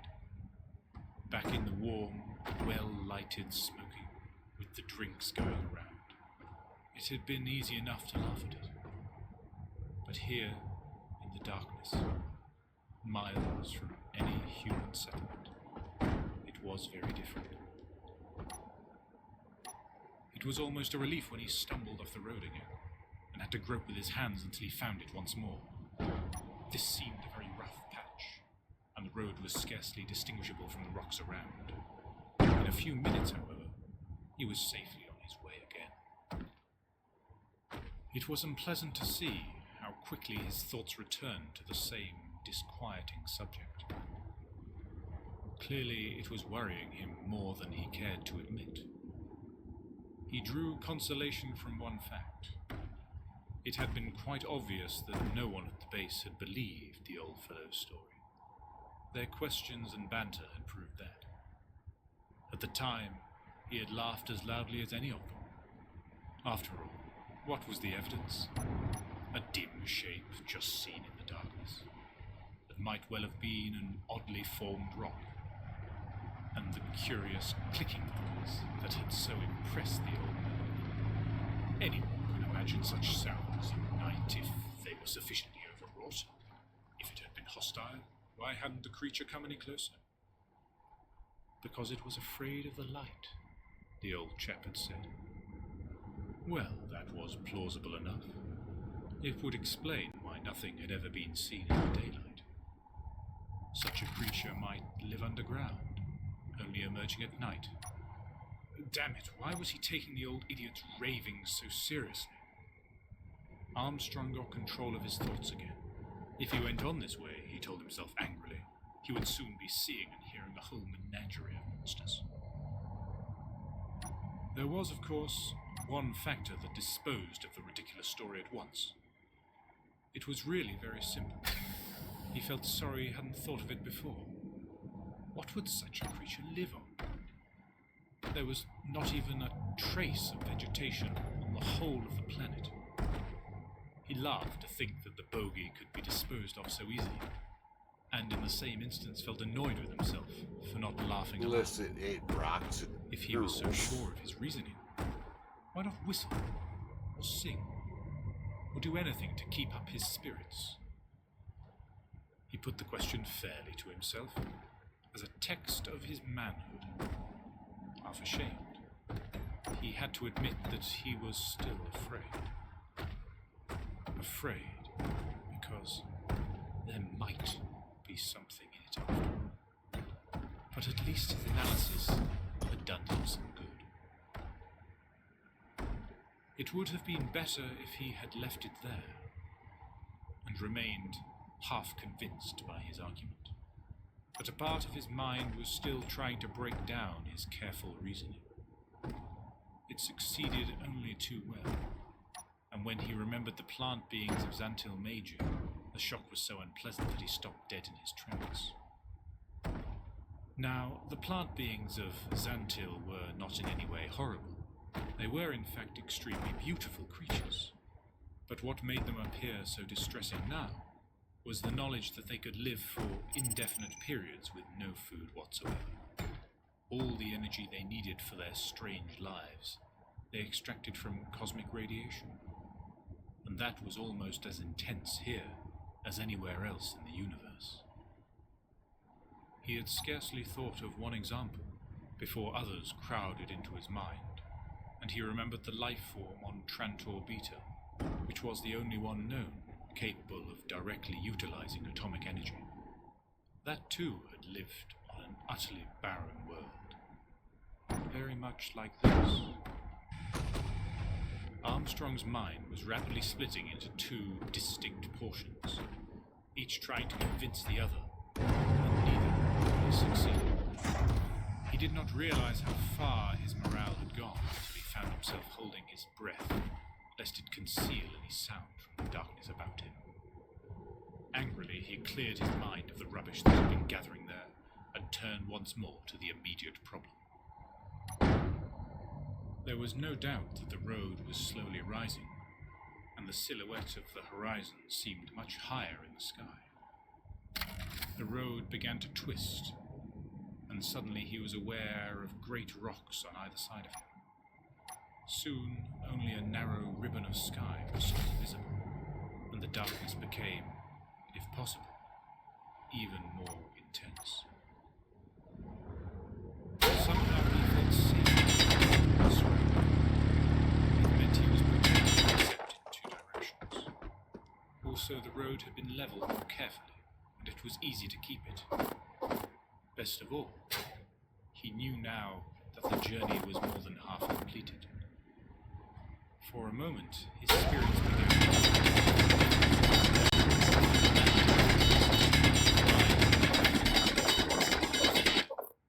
He remembered that it was on the far side of Carver's Pass that the old clerk's adventure had taken place, if it had happened at all. In half a mile he would be out in the open again, out of the protection of these sheltering rocks. The thought seemed doubly horrible now, and he already felt a sense of nakedness. He could be attacked from any direction, and he would be utterly helpless. Until now, he had still retained some self-control. Very resolutely, he had kept his mind away from the one fact that gave some colour to the old man's tale, the single piece of evidence that had stopped the banter in the crowded room back at the camp and brought a sudden hush upon the company.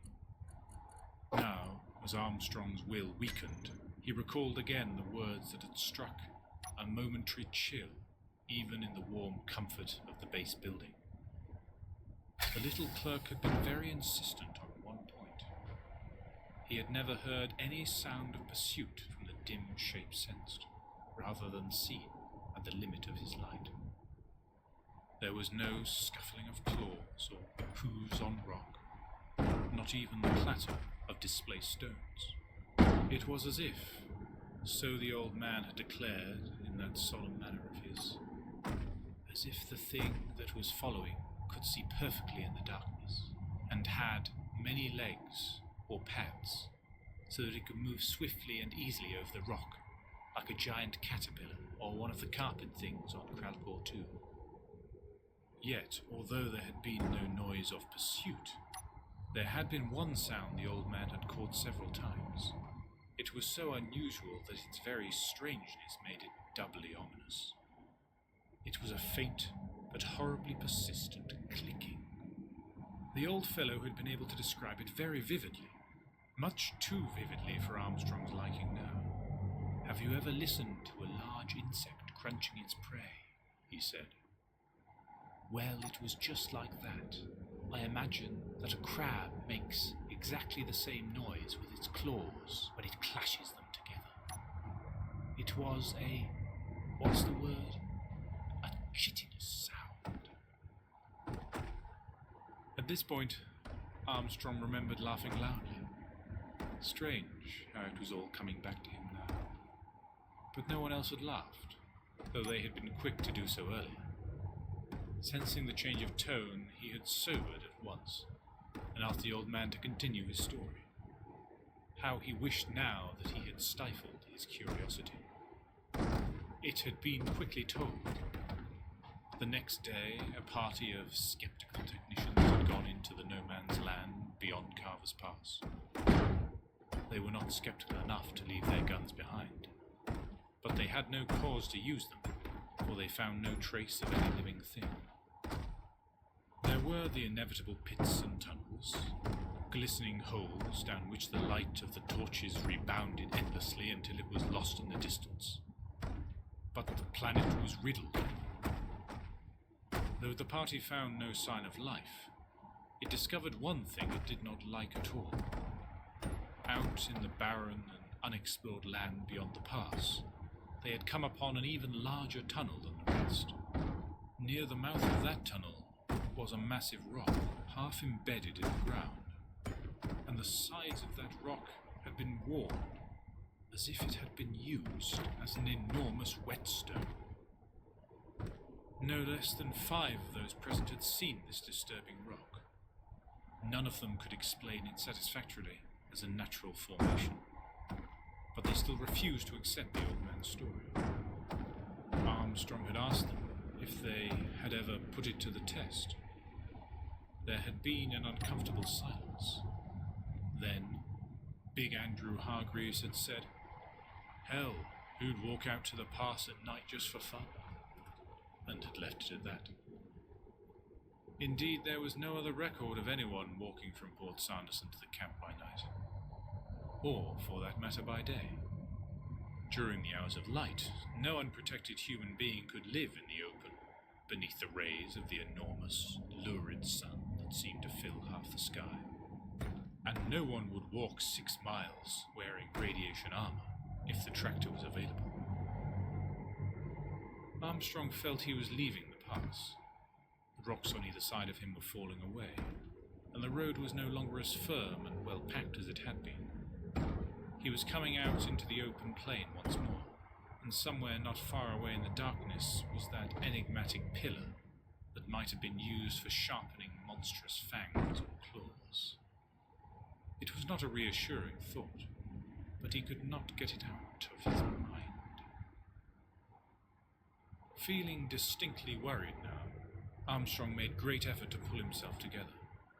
He would try to be rational again. He would think of business, the work he had done at the camp, anything but this infernal place. For a while he succeeded quite well, but presently, with maddening persistence, every train of thought came back to the same point. He could not get out of his mind the picture of that inexplicable rock and its appalling possibilities. Over and over again he found himself wondering how far away it was, whether he had already passed it, and whether it was on his right or his left.